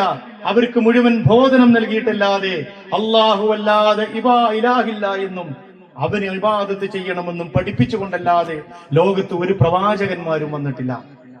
അപ്പൊ ഇബാദത്ത് എന്ന് പറഞ്ഞാൽ 2 സംഗതികൾ അതിലുണ്ട്. ഒന്ന്, ജീവിതം മുഴുവൻ ചൂഴ്ന്നു നിൽക്കുന്നതാണത്. നമ്മുടെ എല്ലാ കർമ്മങ്ങളും, ഈ നമസ്കാരം, നോമ്പും സക്കാത്തും അതിന്റെ അടിസ്ഥാനപരമായ ഇമാദുദ്ദീൻ, ദീനിന്റെ തൂണുകൾ എന്ന് പഠിപ്പിച്ചു എന്നല്ലാതെ ആ ഒരു 5 തൂണിലാണ് ഇത് താങ്ങി നിർത്തപ്പെടുന്നത്. പക്ഷെ മുഴുവൻ തൂണിലല്ലല്ലോ താങ്ങി നിർത്തുക. അത് ജീവിതമാകുന്ന ആ മേൽക്കൂരയും ആ എല്ലാ സംഗതികളും അതിന് വേണം. ഒരു വീടെന്ന് പറഞ്ഞാൽ 5 തൂണുമ നിൽക്കൂല. അതിന് ബാക്കിയുള്ള ഈ സംഗതികളെല്ലാം പൂർത്തിയാകണം. അതാണ് ജീവിതത്തിൽ നമ്മൾ ചെയ്തുകൊണ്ടിരിക്കുന്ന എല്ലാ അമലുകളും. ജീവിതത്തിന്റെ A to Z അള്ളാഹുവിന് കൊടുക്കണം. അതിൽ പകുത്തു മാറ്റുന്ന ഒരു സംഗതിയെ പടച്ചതമ്പുരാൻ ശിർക്ക് എന്നാ പറയുന്നത്. ജീവിതത്തെ പകുത്തു മാറ്റുക, അള്ളാഹ്ക്കുള്ള ഇബാദത്തിൻ്റെതൊക്കെ. ബാക്കി മുഴുവൻ അള്ളാഹിന്റെ ഇബാദത്തിന്റെ കളത്തിന് പുറത്ത്. അത് ദുനിയാവുമായി ബന്ധപ്പെട്ടതാണ്. അതിന് നമ്മള് നിയമങ്ങൾ ഉണ്ടാക്കി അന്തും അഅലമു ബി ഉമൂരി ദുനിയാക്കും, ദുനിയാവിന്റെ കാര്യങ്ങളൊക്കെ നിങ്ങൾക്കാണ് അറിയുക എന്ന് മറ്റേതോ സന്ദർഭത്തിൽ അള്ളാഹിന്റെ റസൂല് പറഞ്ഞ ഒരു വാചകമെടുത്ത് ഇങ്ങോട്ട് ഫിറ്റ് ചെയ്ത് ഈ കളം മാറ്റി ചവിട്ടുന്നവനെ കുറിച്ച് അള്ളാഹിന്റെ ഖുർആൻ പറയുന്നത് അവൻ മുനാഫിക്കിന്റെയും മുശ്രിക്കിന്റെയും കാഫിറിന്റെയും പട്ടികയിലാകപ്പെടുക. കാരണം ജീവിതം അള്ളാഹുവിന് സമർപ്പിക്കപ്പെടേണ്ടതാണ്. ആ ജീവിതത്തിലെ അടക്കവും മനക്കവും ചലനവും ചലനമില്ലായ്മയും അള്ളാഹുവിന് സമർപ്പിക്കപ്പെടേണ്ടതാണ്. അതുകൊണ്ട് ഇബാദത്ത് എന്ന് പറയുന്നത് ഇതെല്ലാം കൂടിയതാണ്. രണ്ടാമത്തെ സംഗതി, ഈ ഇബാദത്തുകൾ മുഴുവൻ അല്ലാഹു സുബ്ഹാനഹു വ തആല, ഞാൻ നേരത്തെ പറഞ്ഞു, അള്ളാഹ്ക്ക് അതുകൊണ്ട് ഒരു നേട്ടവും ഉണ്ടാകാനല്ല, മറിച്ച് അതിലൂടെ 2 സംഗതികൾ നടക്കണം. അതിലൊന്ന്, വ്യക്തി ശുദ്ധീകരിക്കപ്പെടണം. അതാണ് നേരത്തെ പറഞ്ഞത്, ആരെങ്കിലും സംസ്കരണത്തിന് വിധേയമായാൽ അവന് തന്നെ സംസ്കരണത്തിന് വിധേയനായവനാണ്. ആരെങ്കിലും ഹിദായത്തിലായാൽ അത് അവന്റെ നന്മക്കാണ്. ആരെങ്കിലും ഹസനാത്തുകൾ ചെയ്താൽ അത് അവന് വേണ്ടിയാണ്. അമല സ്വാലിഹാത്തുകൾ ചെയ്താൽ അത് അവന് വേണ്ടിയാണ്, അള്ളാഹ്ക്ക് വേണ്ടിയല്ല. അതുകൊണ്ട് വ്യക്തി ശുദ്ധീകരിക്കപ്പെടണം. ഇബാദത്തുകളെ പ്രഥമമായ ഒരു ലക്ഷ്യങ്ങളിൽ ഒന്നതാണ്. രണ്ടാമത്തത്, ഇതിലൂടെ സാമൂഹികമായ ഒരു സെറ്റപ്പ് രൂപപ്പെട്ടു വരണം. അതാണ് എല്ലാ പ്രവാചകന്മാർക്കും ഈ ഒരു സംഗതി അള്ളാഹ് കൊടുക്കാനുള്ള കാരണം. എല്ലാ നാഗരികതകളിലും എല്ലാ ജനസമൂഹങ്ങളിലും മുഴുവൻ പ്രവാചകന്മാരിലേക്കും ഈ ആരാധനകൾ ഒന്നൊഴിയാതെ നൽകിയതിന്റെ കാരണം വ്യക്തിയുടെ വളർച്ചയോടൊപ്പം സാമൂഹികമായ ഒരു സംവിധാനത്തിന്റെ ഭദ്രമായ ഒരു നിർമ്മാണ പ്രക്രിയ ഇബാദത്തുകൾ രണ്ടാമത്തെ ലക്ഷ്യമാണ്. സൂറത്തുൽ മാഊൻ നമ്മൾ പഠിച്ചിട്ടില്ലേ? അറഅയ്തല്ലദീ യുകദ്ദിബു ബിദ്ദീൻ ഫദാലികല്ലദീ യദ്ഉൽ യതീം വലാ യഹുദ്ദു അലാ തുആമിൽ മിസ്കീൻ ഫവൈലുൽ ലിൽ മുസല്ലീൻ അല്ലദീന ഹും അൻ സ്വലാത്തിഹിം സാഹൂൻ അല്ലദീന ഹും യുറാഊൻ വയംനഊനൽ മാഊൻ. എത്ര പ്രാവശ്യം നമ്മൾ ഓതല്? അർത്ഥം അറിഞ്ഞ് ഓതിയിട്ടുണ്ടോ? നമ്മള് ഉള്ളിൽ തട്ടി ഓതിയിട്ടുണ്ടോ? നമ്മള് അറഅയ്തല്ലദീ യുകദ്ദിബു ബിദ്ദീൻ, ദീനിനെ കളവാക്കുന്നവരെ നിങ്ങൾ കണ്ടോ? അവിടെ ദീൻ എന്ന് പറഞ്ഞാൽ അള്ളാന്റെ ദീനുമാകാം, പാരത്രിക ജീവിതവുമാകാം എന്ന് മുഫസ്സിറുകൾ പറയുന്നു. രണ്ടാണെങ്കിലും ശരിയാണ്. ദീനിനെ കളവാക്കുന്നവൻ അറഅയ്തല്ലദീ യുകദ്ദിബു ബിദ്ദീൻ ഫദാലികല്ലദീ യദ്ഉൽ യതീം, അനാഥയെ ആട്ടിയകറ്റുന്നവൻ. ഇബാദത്തും അനാഥയും തമ്മിൽ എന്താ ബന്ധം? നിങ്ങളുടെ ഇബാദത്തുകളുടെ സത്ഫലമുണ്ടാകേണ്ടത് സ്വന്തം പുരയിടത്തിന്റെ നാലരികത്ത് ജീവിച്ചുകൊണ്ടിരിക്കുന്ന മാതാപിതാക്കള് നഷ്ടപ്പെട്ട നിസ്സഹായരായ ഒരു നേരത്തെ അന്നത്തിന് വേണ്ടി അന്യന്റെ മുമ്പിൽ കൈനീട്ടുന്ന യതീംഖാനയുടെ പടിപ്പുരയിൽ കാവല് നിൽക്കുന്ന ഈ പിഞ്ചുമക്കളുടെ കണ്ണീര് കാണാതെ പോകുന്ന ഇബാദത്തുകൾ അള്ളാഹ്ക്ക് വേണ്ട, അള്ളാഹ്ക്ക് വേണ്ട. യതീം എന്ന് പറഞ്ഞാൽ നമുക്കിത് പറഞ്ഞാൽ മനസ്സിലാവൂല. ഞാൻ നേരത്തെ പറഞ്ഞതുപോലെ എന്റെ അധ്യാപകന്റെ കൂടെ ഒരു യതീംഖാനയിൽ പഠിച്ച ആളാണ് ഞാൻ. അവിടെ രാത്രിയുടെ അന്ത്യാമങ്ങളിൽ ഉണ്ടാകുന്ന ആ വിങ്ങലുകളും തേങ്ങലുകളും ഒരുപക്ഷെ ലോകത്തെവിടെയും നമ്മൾ വേറെ കേൾക്കൂല. സ്വന്തം മാതാവ് നഷ്ടപ്പെട്ട ഒരു കുഞ്ഞിന്റെ തേങ്ങല്, സ്വന്തം പിതാവ് മരണപ്പെട്ടു പോയ ഒരു കുഞ്ഞിന്റെ കരച്ചിലടക്കാൻ ലോകത്തെ ഒരു സംവിധാനത്തിനും സാധ്യമല്ല. അത് പലപ്പോഴും നേരിൽ കാണേണ്ടി വന്നിട്ടുണ്ട് ഞങ്ങൾക്ക്. അറഅയ്തല്ലദീ യുകദ്ദിബു ബിദ്ദീൻ ഫദാലികല്ലദീ യദ്ഉൽ യതീം വലാ യഹുദ്ദു അലാ തുആമിൽ മിസ്കീൻ, അഗതിക്ക് അന്നം നൽകാൻ പ്രോത്സാഹിപ്പിക്കാത്തവൻ. ഇതൊക്കെ ദീനാണ്, ഇതൊക്കെ ഇബാദത്താണ്. ഫവൈലുൽ ലിൽ മുസല്ലീൻ, നമസ്കരിക്കുന്നവർക്കാണ് നാശം. പണ്ട് മദ്രസ പഠിച്ചു വന്നിട്ട് എന്റെ മോൻ പറഞ്ഞു, എന്നാ ഞാൻ നിസ്കരിക്കാൻ പോകണ്ടപ്പോ, കാരണം നിസ്കരിക്കുന്നവർക്കാണ് നാശം എന്ന് പറഞ്ഞിട്ടുണ്ട്. ഞാൻ പറഞ്ഞു അതിന്റെ ബാക്കിയും കൂടി ഉണ്ട്, ഓതി കാണാം. അല്ലദീന ഹും അൻ സ്വലാത്തിഹിം സാഹൂൻ, അവരവരെ നമസ്കാരത്തെ കുറിച്ച് അശ്രദ്ധരാണ്. ഇതാരെക്കുറിച്ചാ പറയുന്നതെന്ന് ചിന്തിച്ചു നോക്കണം നമ്മള്. അല്ലദീന ഹും യുറാഊൻ, ജനങ്ങൾ കാണാൻ വേണ്ടി ചെയ്യുന്നവരാണ് അവരമലുകൾ. ആള് നല്ല ഉഷാറാണ് എന്ന് ജനങ്ങളൊന്ന് പറഞ്ഞു കിട്ടണം, അതിനുവേണ്ടി ചെയ്യുന്നവരാണ്. ദാനധർമ്മങ്ങളാകട്ടെ, മറ്റേത് ആരാധനകളാകട്ടെ, ഹജ്ജൊക്കെ ആകട്ടെ. നമ്മൾ മുമ്പ് മദ്രസയിലൊക്കെ പഠിക്കുന്ന കാലത്ത് ഒരു കഥ പഠിച്ചിട്ടില്ലേ? ഒരു 3 ഹജ്ജ് ചെയ്ത് വന്ന ഒരു മനുഷ്യൻ. നമ്മുടെ നാട്ടിൽ ചിലപ്പോഴൊക്കെ ഹജ്ജ് ഒരു ആഡംബരാണല്ലോ, അങ്ങനെ ചെയ്യാന്നുള്ളത് ഒരു ആഡംബര. അള്ളാന്റെ റസൂൽ ആകെ കൂടി ഒരു ഹജ്ജേ ചെയ്തിട്ടുള്ളൂ. കുറച്ചപ്പുറത്തുള്ള മദീനയിൽ റസൂൽ പിന്നെയും ഉണ്ടായിരുന്നു. പക്ഷെ അള്ളാഹ് തീരുമാനിച്ചു ഒരൊറ്റ ഹജ്ജ് മതി മുഹമ്മദ് നബിയെ താങ്കൾക്ക്. ഞാൻ ആ വിഷയത്തിലേക്ക് പോകുന്നില്ല. ഞാൻ പണ്ട് മദ്രസയിൽ പഠിച്ചപ്പോ പഠിച്ചൊരു പാടാ. അങ്ങനെ വീട്ടിലേക്ക് ഗസ്റ്റ് വന്നപ്പോ അടുക്കളയിലേക്ക് വിളിച്ചു പറഞ്ഞു, ഞാൻ എന്റെ 1ാമത്തെ ഹജ്ജിനല്ല, 2ാമത്തെ ഹജ്ജിനും അല്ല, 3ാമത്തെ ഹജ്ജിന് പോയപ്പോ കൊടുന്ന ആ പാത്രത്തില് ചായ കൊണ്ടുപോവാ. പറഞ്ഞതോടുകൂടി 1ാമത്തെ ഹജ്ജും പോയി, ചായ കൊടുന്നപ്പോ 2ാമത്തെ ഹജ്ജും പോയി, കുടിച്ചതോടുകൂടി 3ാമത്തെ ഹജ്ജും പോയി. അവസാനം അല്ലദീനയും യുറാഊൻ, ജനങ്ങൾ കാണാൻ വേണ്ടി ചെയ്യുന്നതാണ്. വയംനഊനൽ മാഊൻ, ചെറിയ ചെറിയ നന്മകളെ തടയുന്നവർ. അവരാരാന്നറിയോ? ദീനിനെ കളവാക്കിയവരാണ്, ദീനിനെ കളവാക്കിയവരാണ്. നമസ്കാരത്തിൽ നാശം കിട്ടുന്നവരാണ്. ഇവരാരും നിസ്കരിക്കാൻ പോകണ്ടെന്നാ പറഞ്ഞത്. വയംനഊനൽ മാഊൻ, ചെറിയ ചെറിയ ഉപകാരങ്ങളെ തടയുന്നവർ. വെള്ളം കൊടുക്കൂല, വഴി കൊടുക്കൂല, എന്താന്ന് വെച്ചാൽ ഇല്ലാന്നറിയും. വയംനഊനൽ മാഊൻ. സഹോദരന്മാരെ, അമലുകളും ഇബാദത്തുകളും അതിന്റെ സത്ഫലങ്ങൾ സമൂഹത്തിൽ കാണണം. അങ്ങനെ കാണാത്തവന്റെ അമല് അള്ളാഹ്ക്ക് ആവശ്യമില്ല. അള്ളാഹ് അതിങ്ങനെ കാത്തിരിക്കുന്ന ഒരു അവസ്ഥ അല്ലല്ലോ. ഞാൻ നേരത്തെ പറഞ്ഞില്ലേ, മലായിക്കത്തുകളുടെ അകമ്പടിയിൽ ആരാധനകൾ കൊണ്ട് നിറക്കപ്പെട്ട 7 ആകാശങ്ങളും ഭൂമിയും അതല്ലാത്ത ഗോളങ്ങളും ക്ഷീരപദങ്ങളും ഒക്കെയുള്ള റബ്ബിന്റെ മുമ്പില് നമ്മുടെ ഈ അമലുകൾക്കൊന്നും വേണ്ടല്ലോ. നമ്മളെ അമല് ഫലിനഫ്സിഹി, അത് നമുക്ക് വേണ്ടിയാ. അതുകൊണ്ട് ആ അമലുകൾ നമ്മൾ നന്നാകണം, ഒപ്പം ഈ സമൂഹവും നന്നാകണം. സമൂഹത്തിൽ അതിന്റെ സത്ഫലങ്ങൾ ഉണ്ടാകണം. ലറബല്ലാഹു മസലൻ കലിമത്തൻ ത്വയ്യിബ കശജറത്തിൻ ത്വയ്യിബ അസ്ലുഹാ സാബിത്തുൻ വഫർഉഹാ ഫിസ്സമാ തുഅതി ഉകുലഹാ കുല്ലഹീനിൻ ബിഇദ്നി റബ്ബിഹാ. വളരെ മനോഹരമായിട്ട് അതിന് അല്ലാഹു സുബ്ഹാനഹു വ തആല പറഞ്ഞു. അല്ലാഹു കലിമത്തുൻ ത്വയ്യിബ, ഉത്തമമായ വചനം, ആ വചനങ്ങൾ ഉൾക്കൊള്ളുന്ന മനുഷ്യൻ, ആ മനുഷ്യർ ഉൾക്കൊള്ളുന്ന സമൂഹം കശജറത്തിൻ ത്വയ്യിബ, ഒരു നല്ല മരം പോലെയാണ്, ഉത്തമമായ ഒരു വൃക്ഷം പോലെയാണ്. അസ്ലുഹാ സാബിത്തുൻ, അതിന്റെ താഴ്വേരുകൾ അടിയിലേക്ക് ആണ്ടാണ്ട് പോയിട്ടുണ്ട്. വഫർഹുഹാ ഫിസ്സമാ, ആണ്ടുപോയത് മാത്രമല്ല, ഉള്ളിൽ അള്ളിപ്പിടിച്ച തഖ്വയല്ല, ഉള്ളിൽ തനിക്ക് മാത്രം ഉപയോഗിക്കാൻ കഴിയുന്ന തഖ്വയല്ല. വഫർഹുഹാ ഫിസ്സമാ, അതിന്റെ ശാഖകളും ശാഖോപശാഖകളും ആകാശത്തിലേക്ക് പടർന്നു പന്തലിച്ചിരിക്കുന്നു. തുഅതി ഉകുലഹാ കുല്ലഹീനിൻ ബിഇദ്നി റബ്ബിഹാ, റബ്ബിന്റെ അനുമതിയോടുകൂടി 360 ദിവസവും മുഴുവൻ സമയവും അതിന്റെ ഫലങ്ങൾ നൽകിക്കൊണ്ടിരിക്കും. നിങ്ങൾ നോക്ക്, ഒരു നല്ല വൃക്ഷം 360 ദിവസവും ഫലമുള്ള ഒരു വൃക്ഷമാണെങ്കിൽ അതിലൂടെ പറന്നു പോകുന്ന കിളികൾക്കും അതിൽ കയറുന്ന മൃഗങ്ങൾക്കും അതിലൂടെ നടന്നു പോകുന്ന മനുഷ്യർക്കും കാറ്റും വെളിച്ചവും പഴവും തണലും എല്ലാം നൽകി മനുഷ്യനെ സന്തോഷിപ്പിക്കുന്ന ഒരു വൃക്ഷം പോലെ കലിമത്തുൻ ത്വയ്യിബ. അപ്പൊ അത് സമൂഹത്തിൽ കാണണം. ഞാൻ വലിയ ആബിദാണ് എന്ന് ഞാൻ വിചാരിച്ചിരുന്നാ പോരാ, അതിന്റെ പേര് കിബിർ എന്നാണ്. അതിന്റെ പേര് കിബിർ എന്നാണ്. എന്റെ സത്ഫലങ്ങൾ ആളുകൾ കാണാൻ വേണ്ടിയല്ല, അല്ലദീനഹും യുറാഊനല്ല, അത് ജനങ്ങൾക്ക് മുന്നിൽ എന്നിൽ നിന്നുള്ള സുഗന്ധമായി ആഞ്ഞടിക്കണം, എന്നിൽ നിന്നുള്ള സുഗന്ധമായി വീശണം, നിങ്ങളിലേക്ക് അത് പരന്നൊഴുകണം, അത് പടർന്നൊഴുകണം. അതാണ് ഇബാദത്തുകൾ, അതിനു വേണ്ടിയാണ് ഇബാദത്തുകൾ. ആ രീതിയിലാകുമ്പോഴേ അല്ലാഹു സുബ്ഹാനഹു വ തആല അത് സാമൂഹികമായ നന്മക്ക് കൂടിയാണ്. നമസ്കാരത്തെ കുറിച്ച് പറഞ്ഞില്ലേ, ഇന്ന സ്വലാത്ത തൻഹാ അനിൽ ഫഹ്ശാഇ വൽ മുൻകർ. ശുഐബ് നബി അലൈഹി സ്വലാമിനോട് അദ്ദേഹത്തിന്റെ സമൂഹം ചോദിച്ചു, എന്തിനാണ്, നിന്റെ നമസ്കാരമാണോ ശുഐബേ നിന്നെ കൊണ്ട് ഈ സംഗതികളൊക്കെ പറയിപ്പിക്കുന്നത്?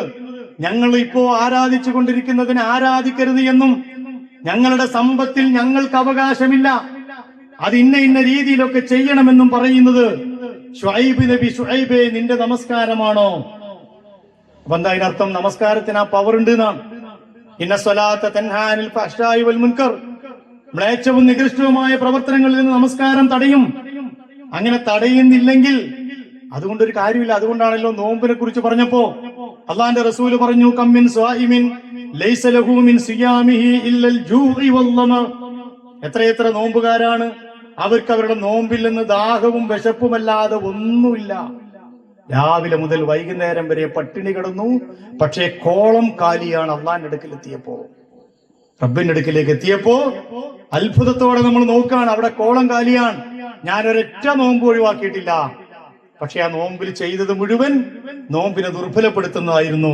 റുബ്ബമിൻ സ്വാഇമിൻ ലൈസ ലഹു മിൻ സിയാമിഹി ഇല്ലൽ ജൂഇ വൽ അതശ്.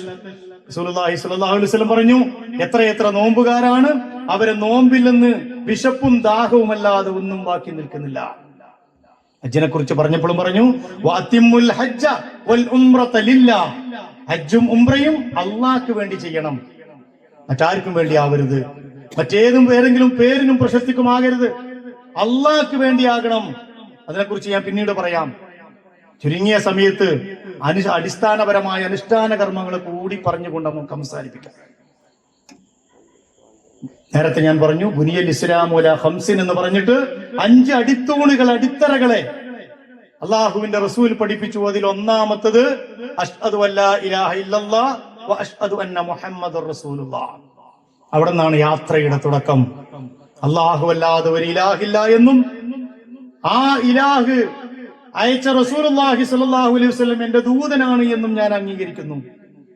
യാ അയ്യുഹന്നാസ് ഉബ്ദു റബ്ബക്കും അല്ലദീ ഖലഖക്കും വല്ലദീന മിൻ ഖബ്ലിക്കും ലഅല്ലക്കും തത്തഖൂൻ. അല്ലയോ മനുഷ്യരെ, നിങ്ങൾ അല്ലാഹുവിനെ ഇബാദത്ത് ചെയ്യണം. അല്ലദീ ഖലഖക്കും വല്ലദീന മിൻ ഖബ്ലിക്കും, നിങ്ങളെയും നിങ്ങൾക്ക് മുമ്പുള്ളവരെയും സൃഷ്ടിച്ച അല്ലാഹുവിനെ നിങ്ങൾ ഇബാദത്ത് ചെയ്യണം. അപ്പോ ആദ്യത്തെ അടിത്തറ ഭദ്രമാക്കേണ്ടത് ഈമാൻ എന്ന് പറയുന്ന ഏറ്റവും പ്രധാനപ്പെട്ട അടിത്തറയിലാണ്. അള്ളാഹനെ അറിയണം, ആ റബ്ബിൽ പൂർണ്ണമായി സമർപ്പിക്കപ്പെടണം, റബ്ബിന്റെ സിഫത്തുകൾ അറിയണം, അവന്റെ ഓരോ സിഫാത്തുകളുടെയും പ്രത്യേകതകൾ അറിയണം. ആ ഈമാൻ ശരിയാക്കിക്കൊണ്ട് മുന്നോട്ട് പോകണം ഓരോ മനുഷ്യനും. അടിത്തറ ശരിയല്ലെങ്കിൽ നിങ്ങൾ അതിന്റെ മേലെ ഏത് കെട്ടിപ്പടുത്തിട്ടും കാര്യമില്ല. ഈമാൻ ഉറക്കുക, ഈമാൻ ബലപ്പെടുക, ഈമാൻ ദൃഢമാവുക എന്നൊരു സംഗതിയുണ്ട്. അത് പാറ പോലെ പിന്നെ ഒന്നിന്റെ മുന്നിലും വലാ യഖാഫൂന ലൗമത ലായിം, ഒരാക്ഷേപകന്റെയും ആക്ഷേപത്തിന് വകവെച്ചു കൊടുക്കുന്നവരെല്ലാവരും. അവരെ കുറിച്ചാണ് അള്ളാഹ് പറഞ്ഞത്, യുഹിബ്ബൂനഹും, അവർ അള്ളാഹിനെയും ഇഷ്ടപ്പെടും, അള്ളാഹ് അവരെയും ഇഷ്ടപ്പെടും. വലാ യഖാഫൂന ലൗമത ലായിം, ഒരാക്ഷേപകന്റെയും ആക്ഷേപത്തിന് അവർ വില കൊടുക്കൂല. ഈമാൻ ഉറച്ച ഹൃദയത്തിലാണ് പിന്നീടുള്ള എല്ലാ സംഗതികളും വരാം. അതിൽ ഏറ്റവും പ്രധാനപ്പെട്ടത് ഇബാദുദ്ദീൻ എന്ന് പരിശുദ്ധ റസൂൽ പഠിപ്പിച്ചത് നമസ്കാരമാണ്. നമസ്കാരത്തെ കുറിച്ചാണ് റസൂലുള്ളാഹി സ്വല്ലല്ലാഹു അലൈഹി വസല്ലം ആദ്യം പറഞ്ഞത്. അവലുമായി യുഹാസബു ബിൽ അബ്ദി യൗമൽ ഖിയാമ അസ്സലാത്ത്. വിശദാംശങ്ങളിലേക്ക് പോകാൻ എന്തായാലും സമയമില്ല. നാളെ പരലോകത്തെ ആദ്യമായി വിചാരണ ചെയ്യപ്പെടുന്നത് അവന്റെ നമസ്കാരമായിരിക്കും. ഫഇൻ സ്വലഹത് സ്വലഹ സായിറു അമലിഹി, ആ നമസ്കാരം നന്നായാൽ ബാക്കിയുള്ള എല്ലാ അമലുകളും നന്നായി. ഫഇൻ ഫസദത് ഫസദ സായിറു അമലിഹി, ഇനി അത് മോശമായാലോ അവന്റെ എല്ലാ അമലുകളും മോശമായി. നമ്മളെല്ലാവരും അതിനെക്കുറിച്ച് മനസ്സിലാക്കിയത് എന്താ? നമസ്കാരമാണ് ആദ്യം ചോദിക്കുക. കുട്ടികൾ എക്സാം എഴുതുന്ന പോലെ 40 ചോദ്യം ഉണ്ടാവും. ആദ്യത്തെ ചോദ്യം നമസ്കാരമാണ്. ബാക്കി കുറെ ഓപ്ഷൻ ഉണ്ടല്ലോ, 39 ഉണ്ടെങ്കിൽ ബാക്കിയല്ലേ. അപ്പൊ അതിൽ കുറെ എഴുതിയാൽ പാസ് മാർക്ക് കിട്ടും?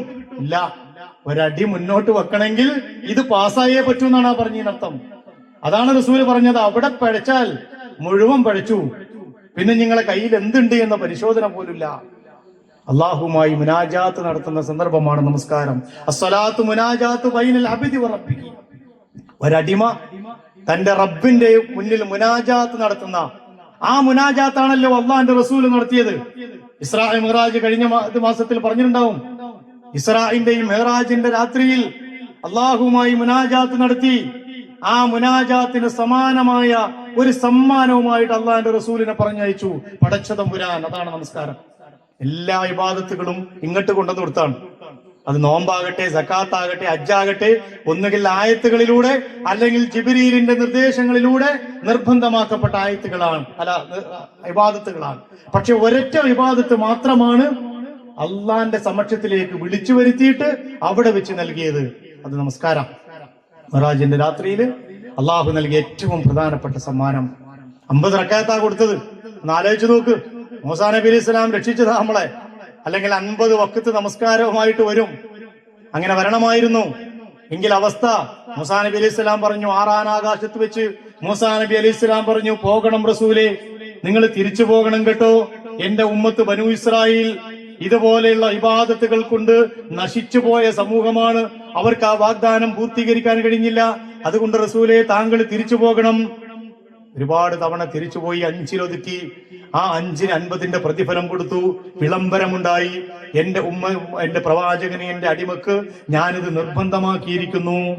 പിറ്റേന്ന് രാവിലെ ദുഹ്ർ നമസ്കാരമായപ്പോഴേക്ക് മലായികത്ത് ജിബ്രീൽ അലൈഹിസ്സലാം വന്ന് നമസ്കാരം പഠിപ്പിച്ചു, ഒളു പഠിപ്പിച്ചു. അന്ന് മുതൽ ഉമ്മത്തും മുസ്ലിമയ്ക്ക്, മുഹമ്മദ് നബി സല്ലല്ലാഹു അലൈഹി വസല്ലമയുടെ ഉമ്മത്തിന് നമസ്കാരം നിർബന്ധമാണ്. എല്ലാ അമലുകൾക്കും ഇളവുണ്ട്. നോമ്പിന് ഇളവുണ്ട്, സക്കാത്തിന് ഇളവുണ്ട്, ഹജ്ജിന് ഇളവുണ്ട്. ഇളവ് അല്ലെങ്കിൽ എടുക്കാതിരിക്കാൻ ഇളവ് സംസ്കാരത്തിനുണ്ട്. ജമ്മും കസറും മറ്റുള്ള സംഗതികളൊക്കെ ഉണ്ട്. പക്ഷെ നമസ്കാരം ഒഴിവാക്കാനില്ലാത്ത ഒരു ഇളവുമില്ല. നിന്ന് നമസ്കരിക്കാൻ പറ്റാത്തവൻ ഇരുന്ന് നമസ്കരിക്കണം. ഇരുന്നിട്ടല്ലെങ്കിൽ കിടന്ന് ആംഗ്യം കാണിച്ച് കൈകൊണ്ട്, കാലുകൊണ്ട്, എവിടെയാണോ അംഗത്തിന് ചലനമുള്ളത് അവിടെ, അല്ലെങ്കിൽ കണ്ണുകൊണ്ട്, അല്ലെങ്കിൽ മനസ്സുകൊണ്ട്. ഇത് കഴിഞ്ഞാൽ പിന്നെന്താ? പിന്നെ പറയും ഇദ്ദേഹത്തെ 8 മണിക്ക് ജനാസ നമസ്കാരമാണെന്ന് പറയും. അത്രയേ ഉള്ളൂ. അതുവരെ നമസ്കാരം നിർബന്ധമാണ്. അവൻ നമസ്കരിക്കണം അതുവരെ. അതിനുശേഷം അവന് വേണ്ടി നമസ്കരിക്കപ്പെടും. നിങ്ങൾക്ക് വേണ്ടി നമസ്കരിക്കുന്നതിന് മുമ്പ് നമ്മൾ നമസ്കാരം നിർവഹിക്കണം. അത് അതിന്റെ സമയത്തിൽ നിന്ന് പിന്തിക്കാൻ നിർവാഹമില്ല. അള്ളാഹിന്റെ റസൂല് മരണാസന്നമായ സമയത്ത് പോലും ഓർമ്മപ്പെടുത്തിയ ഒരു സംഗതിയാണ് അസ്സലാത്തു വസ്സലാത്ത് വമാ മലകത് ഈമാനുക്കും. നമസ്കാരം, നമസ്കാരം, നിങ്ങളുടെ വലം കൈ ഉടമപ്പെടുത്തിയതും എന്ന് റസൂലുള്ളാഹി സ്വല്ലല്ലാഹു അലൈഹി വസല്ലം പറഞ്ഞു. അത് കുഫ്റാണ് ഒഴിവാക്കുന്നവനെന്നാണ്. ഇന്നൽ അഹദ അല്ലദീ ബൈനനാ വ ബൈനഹും അസ്സലാത്ത്. നമുക്കും നമ്മളല്ലാത്ത മുശ്രിക്കുകൾക്കും കാഫിറുകൾക്കും ഇടയിലുള്ള ഉടമ്പടി അസ്സലാത്ത് നമസ്കാരാണ്. ഫമൻ തറക്കഹാ ഫഖദ് കഫറ. അത് ആരുപേക്ഷിക്കുന്നുവോ അവൻ കാഫിറാണ്. അവൻ കാഫിറാണ്. ഇതിങ്ങനെ തന്നെ പറയണം. നമ്മുടെ ഫിഖ്ഹിനും നമ്മുടെ പുസ്തകങ്ങൾക്കൊക്കെ അത് അങ്ങനെയാണ് പറയാൻ പ്രയാസമുള്ളത് കൊണ്ട് ബോധപൂർവം ഉപേക്ഷിച്ചെന്നൊക്കെ പറയും. ഈ ബോധപൂർവ്വം ഉപേക്ഷിക്കലും ബോധമില്ലാതെ ഉപേക്ഷിക്കുന്ന പരിപാടി വല്ലതും ഉണ്ടാവും. ഉപേക്ഷിക്കുന്നവരൊക്കെ ബോധപൂർവ്വം തന്നെ ഉപേക്ഷിക്കുന്നത്. ഫഖദ് കഫറ, അവൻ കാഫിറായി തന്നെയാണ്. ഇത് നമ്മളെ മക്കളെ പഠിപ്പിക്കണം. മോനെ, നീ നമസ്കരിക്കുന്നില്ലെങ്കിൽ നിന്റെ പേര് കാഫിറെന്നാ, മുസ്ലിം എന്നല്ല. ഇത് മുസ്ലിമിന്റെയും കുഫറിന്റെയും ഇസ്ലാമിന്റെയും ഇടയിലുള്ള അതിർവരമ്പാണ്. ആ അതിർവരമ്പ് തട്ടി തകർത്താൽ പിന്നെ പോക്ക് കുഫറിലേക്കാണ്. അതുകൊണ്ട് ആ രീതിയിൽ എല്ലാ പ്രവാചകന്മാർക്കും പഠിപ്പിച്ചു കൊടുത്തില്ലേ? ഇബ്രാഹിം നബി അലൈഹി ഇസ്ലാമിന്റെ പ്രാർത്ഥന പഠിപ്പിച്ചു. റബ്ബി ജഅൽനി മുഖീമസ്സലാത്തി വമിൻ ദുർരിയതി. പഠിച്ചവനെ, എന്നെ നീ നമസ്കാരം നിലനിർത്തുന്നവരിലാക്കണം, എന്നെയും എന്റെ തലമുറയെയും. നമസ്കാരമില്ലാത്ത ഒരു സമൂഹം കടന്നുപോയിട്ടില്ല. അള്ളാഹു നമസ്കാരം നിർബന്ധമാക്കാത്ത ഒരു ജനസമൂഹവും ലോകത്ത് കടന്നുപോയിട്ടില്ല. ഈസാ നബി അലൈഹി സ്വലാം പറഞ്ഞു, വജഅൽനി മുബാറകൻ ഐനമാ കുന്തു. ഞാൻ എവിടെയാണെങ്കിലും വജഅൽനി മുബാറകൻ, എന്നെ സ്തുതിക്കപ്പെട്ടവനാക്കി, തെരഞ്ഞെടുക്കപ്പെട്ടവനാക്കി. വഔസാനി ബിസ്സലാത്തി വസ്സകാത്തി മാ ദുംതു ഹയ്യ. ഞാൻ ജീവനോടെയുള്ള കാലമത്രയും സ്വലാത്ത് കൊണ്ടും സക്കാത്ത് കൊണ്ടും എന്നോട് കൽപ്പിക്കപ്പെട്ടു. നമസ്കാരവും സക്കാത്തും കൊണ്ട് കൽപ്പിച്ചു. യാക്കൂബ് നബിയുടെ പ്രാർത്ഥന. അവരെ നമ്മൾ നേതാക്കന്മാരാക്കി, ആ വംശപരമ്പരയെ. യഹ്ദൂന ബി അംരിന, നമ്മുടെ കൽപ്പനകൾ കൊണ്ട്, കൽപ്പനയുടെ അടിസ്ഥാനത്തിൽ ആളുകളെ മാർഗദർശനം ചെയ്യുന്ന. വഔഹൈനാ ഇലൈഹിം ഫിഅലൽ ഖൈറാത്ത്, നന്മകൾ പ്രവർത്തിക്കണമെന്ന് അവരോട് നിർദ്ദേശിക്കപ്പെടുകയും ചെയ്തു. വഇഖാമസ്സലാത്തി വഈതാഇ സക്കാത്ത്, അതോടൊപ്പം അവരോട് നിർദ്ദേശിച്ചു, നിങ്ങൾ നമസ്കാരം നിലനിർത്തണം, സക്കാത്ത് കൊടുക്കണം. ഈ നമസ്കാരമാണ് ഒരടിമയുടെ അള്ളാഹുമായുള്ള ദിക്റിന്റെ ഏറ്റവും മഹോന്നതമായ ഒരു ചിത്രം. അതാണ് അള്ളാഹിന്റെ റസൂല് നേരത്തെ പറഞ്ഞത്, ഖുർറത്തുൽ ഐൻ, എനിക്ക് ഏറ്റവും കൂടുതൽ കിട്ടുന്നത് നമസ്കാരത്തിലാണ്. നമ്മൾ ഓരോരുത്തരും ഈ സന്ദർഭത്തിൽ ഒന്ന് പുനർവിചിന്തനം ചെയ്യുക. എന്റെ നമസ്കാരത്തിന്റെ അവസ്ഥ എന്താണ്? ഈ നമസ്കാരം അങ്ങോട്ട് എത്തിയാലല്ലേ രക്ഷപ്പെടുള്ളൂ. ആദ്യത്തെ ചോദ്യം നമസ്കാരത്തെ കുറിച്ചാണെന്ന് പറഞ്ഞാൽ ആദ്യത്തെ കോളം തന്നെ കുറെ ബ്ലാങ്ക് ആണെങ്കിലോ? നമ്മളെ നമസ്കാരം അങ്ങോട്ട് എത്തണമെങ്കിൽ എന്തൊക്കെ കടമ്പകൾ കിടക്കണം? ഒതു കൊടുക്കുന്നിടത്ത് തുടങ്ങണം. അതിനു മുമ്പ് വസ്ത്രവും നമസ്കരിക്കുന്ന സ്ഥലവും നമസ്കരിക്കുന്ന സംഗതികളൊക്കെ ശരിയാവണം, ശുദ്ധിയാവണം. ഒതു അതിന്റെ പ്രോപ്പറായിട്ട് ചെയ്യണം. ബാക്കി ഷർത്തുകള് ഫർദ്. നമ്മളൊക്കെ പണ്ട് മദ്രസയിലൊക്കെ പഠിപ്പിച്ചൊക്കെ ഇങ്ങനെ ആലോചിച്ച്, എന്തിനാണ് ഈ ഉസ്താദിന് വേറൊരു പണിയില്ലേ? നമസ്കാരത്തിന് കുറെ ഷർത്തും ഫർളും സുന്നത്തും, ഓരോ സംഗതിക്കും ഓരോ ഷർത്തും ഫർളും സുന്നത്താണ്. ഇത് എണ്ണി പഠിക്കലാണ് ആകെ കൂടി മദ്രസയിൽ ചെയ്ത പണി. ഇതിങ്ങനെ ഓരോ ദിവസവും ഷർത്തും ഫർളും സുന്നത്തും. പക്ഷെ അതൊക്കെ ജീവിതത്തിൽ പകർത്താനായിരുന്നു. ഇതൊക്കെ ക്രമപ്പെടുത്തിയാലേ ഒരു നമസ്കാരം അങ്ങോട്ട് ഫിറ്റ് ആവുള്ളൂ. എന്നിട്ടോ ആ നമസ്കാരത്തിലേക്ക് നിന്നാൽ ആ പറയുന്നത് മുഴുവൻ അള്ളാഹുവിന്റെ ഭൂമിയിൽ മനസാന്നിധ്യത്തോടുകൂടി, ഖുശൂഓടുകൂടി, തളർറുവോടുകൂടി, ഭയഭക്തിയോടുകൂടി റബ്ബിന്റെ മുമ്പിൽ സുജൂദ് ചെയ്ത് ആ റബ്ബിന്റെ മുമ്പിൽ അങ്ങ് സമർപ്പിക്കപ്പെടണം. അസ്സലാമു അലൈക്കും വറഹ്മത്തുള്ളാഹി എന്ന് പറയുമ്പോ ആ നമസ്കാരത്തിന് വലതുഭാഗത്ത് നിന്ന് മലക്കുകൾ സലാം മടക്കും. അസ്സലാമു അലൈക്കും ഇടതുഭാഗത്തേക്ക് പറയുമ്പോ അവിടെയും മലക്കുകൾ സലാം മടക്കും. മടക്കാതിരിക്കുന്ന സലാമുകൾക്കർത്ഥം ആ നമസ്കാരം അങ്ങോട്ട് എത്തിയിട്ടില്ല എന്നാണ്. അതാണ് ഞാൻ നേരത്തെ പറഞ്ഞത്, ഓരോ നമസ്കാരത്തിലും നമ്മൾ കടന്നു പോകുന്ന സംഗതികള് നമുക്കും അള്ളാഹ്ക്കും മാത്രമേ അറിയുള്ളൂ. നമസ്കരിക്കാൻ നിന്നാൽ അയാളെ മനസ്സിലൂടെ എന്തൊക്കെ കടന്നു പോകുന്നു എന്ന് ഇമാമിനും അറിയില്ല, തൊട്ടടുത്ത് രണ്ട് ഭാഗത്ത് നിൽക്കുന്ന ആളുകൾക്കും അറിയില്ല. പക്ഷെ നമുക്കും അറിയാം, അള്ളാഹുവിനും അറിയാം. അതുകൊണ്ട് ആ നമസ്കാരം അതിന്റെ ചൈതന്യത്തോടു കൂടി, അതെന്തിനു വേണ്ടിയാണ്? ഒന്ന് നേരത്തെ പറഞ്ഞ സ്വയം സംസ്കരണത്തിന്. ഞാൻ അള്ളാഹുവിന്റെ മുമ്പിൽ സ്ഫുടം ചെയ്തെടുക്കുന്ന, ശുദ്ധീകരിക്കപ്പെടുന്ന ഒരടിമയായി മാറണം. പടച്ചവന്റെ മുമ്പിൽ കളങ്കമില്ലാതെ നിൽക്കാൻ കഴിയണം. രണ്ടാമത്തത്, ആ നമസ്കാരത്തിലൂടെ എന്റെ സമൂഹത്തിന് അതിന്റെ സത്ഫലങ്ങൾ കിട്ടണം. ഇന്ന സ്വലാത്ത തൻഹാ അനിൽ ഫഹ്ശാഇ എന്ന് പറഞ്ഞതാണ്. ശുഐബ് നബി അലൈഹി ഇസ്ലാമിനോട് ചോദിച്ച ചോദ്യത്തിന്റെ ഉത്തരം അതാണ്. നിങ്ങളുടെ നമസ്കാരമാണോ ഇങ്ങനെ നിങ്ങളെ കൽപ്പിക്കുന്നത്? സാമൂഹികമായ ഇടപെടലുകൾക്ക് കാരണമാകണം നമസ്കാരം. വൃത്തികേടുകൾക്കെതിരെ ശബ്ദിക്കാൻ എന്റെ നമസ്കാരം കരുത്ത് പകരണം. ഞാനിങ്ങനെ പള്ളിയിലെ ഒരു പാവപ്പെട്ട മുസല്ലിയായി മാറുന്നു. പാവപ്പെട്ട ഒരു നമസ്കാരക്കാരൻ. പണ്ട് മുസ്ലിയാർ എന്ന പദം തന്നെ അങ്ങനെ ഉണ്ടായതാണത്രേ. ഒരു പണ്ടൊക്കെ അധികം ആളുകളൊന്നും നിസ്കരിക്കാണ്ടാവില്ല. അപ്പൊ നിസ്കരിക്കുന്ന ആൾ കിട്ടിരുന്ന പേരാണത്രേ മുസല്ലി. അത് ലോപിച്ചാണത്രേ മുസ്ലിയാരായി മാറിയത്. എന്തോ ആയിക്കോട്ടെ, എന്താണെങ്കിലും ഞാനൊരു പാവപ്പെട്ട ഒരു മുസല്ലിയായി മാറരുത്. എന്റെ നമസ്കാരം സാമൂഹ്യ ഇടപെടലുകൾക്ക് കാരണമാകണം. ഈ സമൂഹത്തിലെ ആളുകൾ എന്നോട് ചോദിക്കണം, എന്റെ നമസ്കാരാണോ ഇതിന്റെ കാരണം? ആ രീതിയിൽ നമസ്കാരത്തെ നിർവഹിക്കുക. ഇനി വരുന്ന നാളുകളിലെങ്കിലും, ഞാൻ നേരത്തെ പറഞ്ഞല്ലോ, എപ്പോഴാണ് മരണം പിടികൂടുക എന്ന് നമുക്കറിയില്ല. അതിന്റെ മുമ്പിൽ സുജൂദിൽ കിടന്ന് റബ്ബിന്റെ മുമ്പിൽ ഒന്ന് വിങ്ങിപ്പൊട്ടാനുള്ള ഭാഗ്യം കിട്ടണം. നിസ്കാരത്തിൽ കരഞ്ഞ എത്ര ആളുകളുണ്ട് ഇവിടെ? നിസ്കാരത്തിൽ കരയാൻ ഭാഗ്യം ലഭിച്ച എത്ര ആളുകളുണ്ട്? സുജൂദിൽ കിടന്നൊന്ന് കരയാൻ ഏറ്റവും നല്ല ഒരു സന്ദർഭമാണല്ലോ തഹജ്ജുദ് നമസ്കാരം. സാന്ദർഭികമായി പറയാൻ, ഫർദ് നമസ്കാരങ്ങളുടെ കൂടെ സുന്നത്ത് നമസ്കാരങ്ങൾ അല്ലാഹു ഏറ്റവും വിശിഷ്ടമായ അമലുകളാക്കി നിർണയിച്ചിട്ടുണ്ട്.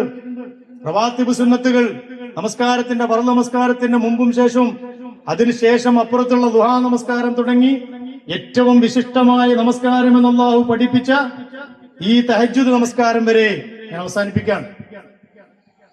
ആ സന്ദർഭത്തിലെങ്കിലും അള്ളാഹിന്റെ മുമ്പിൽ ഒന്ന് കരയാൻ പറ്റണം. അതുകൊണ്ട് സഹോദരന്മാരെ, ഇനിയും ഒരുപാട് അമലുകളുണ്ട്. നോമ്പിനെ കുറിച്ചും സക്കാത്തിനെ കുറിച്ചും. സക്കാത്ത് ഇപ്പൊ ഏറ്റവും വലിയ ചർച്ചയാണ്.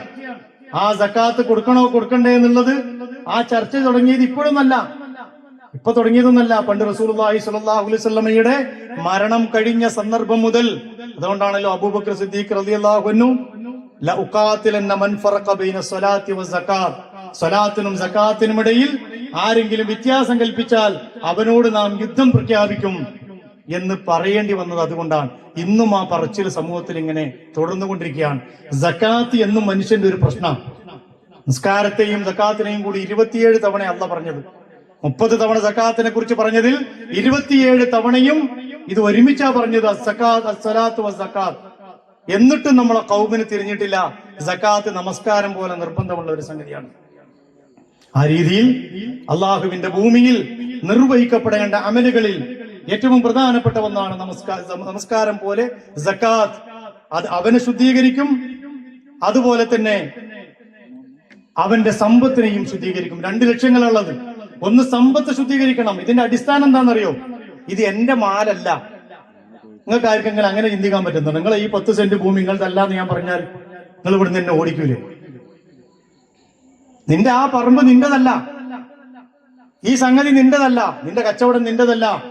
അൽമാലു മാലുല്ലാ. അത് നിങ്ങളിങ്ങനെ വെറുതെ ഒരു ചൊർക്കിനൊക്കെ പറഞ്ഞോളി, കാര്യത്തോടടുക്കുമ്പോൾ നമ്മൾ വരൂല.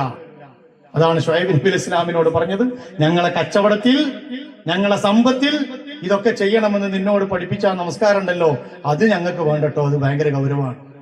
അപ്പൊ നമസ്കാരത്തിന് വലിയ പ്രശ്നമൊന്നുമില്ല. നമുക്ക് നമസ്കാരം സംഘടിതമായി ചെയ്യാം, അതിന് ഭരണകൂടം വേണ്ട, ഒരു സംവിധാനം വേണ്ട. പക്ഷെ സക്കാത്ത് ഇതെല്ലാ കാലത്തും മനുഷ്യൻ പിടികൂടിയ ഒരു സംഗതിയാണ്.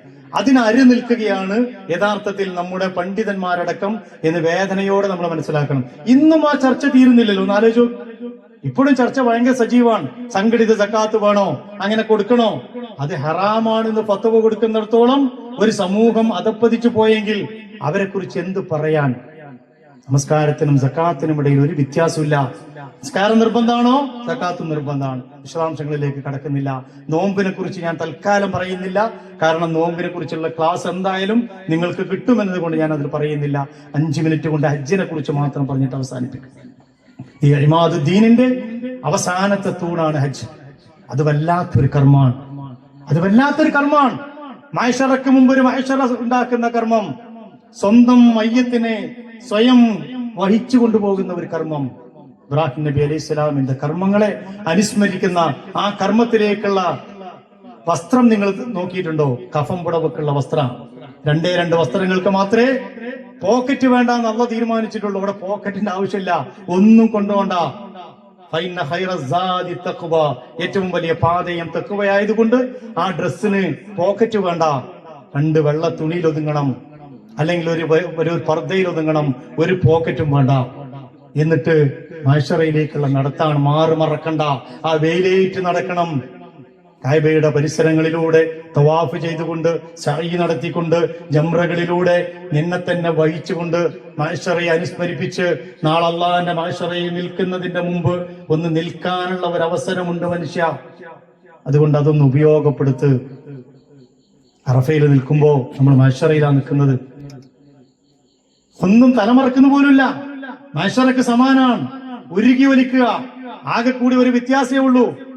മഹ്ശറയിൽ നിങ്ങളുടെ പ്രാർത്ഥനകൾ സ്വീകരിക്കപ്പെടുകയില്ല. ആ മഹ്ശറക്ക് മുമ്പുള്ള ഈ മഹ്ശറയിൽ നിങ്ങൾക്കൊരു അവസരമുണ്ട് അള്ളാഹിന്റെ മുമ്പിൽ കണ്ണീരൊഴുക്കാൻ. ഹജ്ജ് എന്ന് പറഞ്ഞാൽ അതിനെക്കുറിച്ച് വിശദീകരിച്ചാൽ തീരൂല. അതുകൊണ്ടാ റസൂല് പറഞ്ഞത്, മൻ ഹജ്ജ ഹാദൽ ബൈത ഫലം യർഫുസ് വലം യഫ്സുഖ് റജഅ കയൗമിൻ വലതുഹു ഉമ്മുഹു.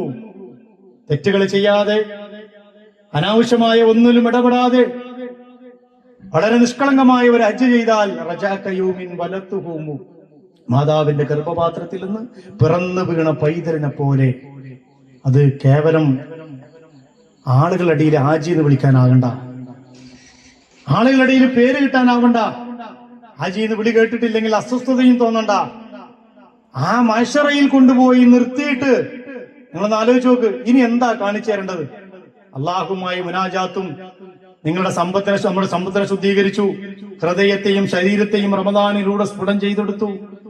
പരിശുദ്ധ കഅബാലയത്തിന്റെ പരിസരത്ത് നിർത്തി ഏകനായ റബ്ബിന്റെ മഹ്ശറക്ക് സമാനമായി ഉരുകിയൊലിക്കാൻ പറഞ്ഞ്, സ്വന്തം കഫം പുടവ ധരിക്കാൻ പറഞ്ഞ്, സ്വന്തം മയ്യത്തിനെ ഖബറിൽ വെച്ചിട്ടില്ല എന്ന് മാത്രം അത്രയും പഠിപ്പിച്ചു വിട്ട് ഇനിയും തഖ്വ നമ്മുടെ ജീവിതത്തിൽ ഇല്ലെങ്കിൽ പിന്നെ ഇബാദത്തുകൾ കൊണ്ടൊന്നും ഒരു കാര്യമില്ല.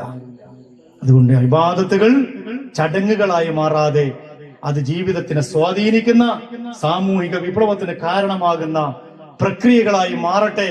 അല്ലാഹു സുബ്ഹാനഹു വ തആല അതിനുള്ള തൗഫീക്ക് നൽകി നമ്മെ അനുഗ്രഹിക്കുമാറാകട്ടെ. നാളെ മഹ്ശറയിൽ ചെല്ലുമ്പോൾ നമ്മുടെ അമൽ സ്വാലിഹാത്തുകൾ നഷ്ടപ്പെടാതിരിക്കുമാറാകട്ടെ. അല്ലാഹു അതിനുള്ള അനുഗ്രഹം ചെയ്യുമാറാകട്ടെ. വരാനിരിക്കുന്ന റമദാനിലേക്ക് പടച്ചവൻ നമുക്ക് ആയുസ് നീട്ടി തരുമാറാകട്ടെ. ശഅബാനിൽ അല്ലാഹു നമുക്ക് ബർക്കത്ത് ചെയ്യുമാറാകട്ടെ.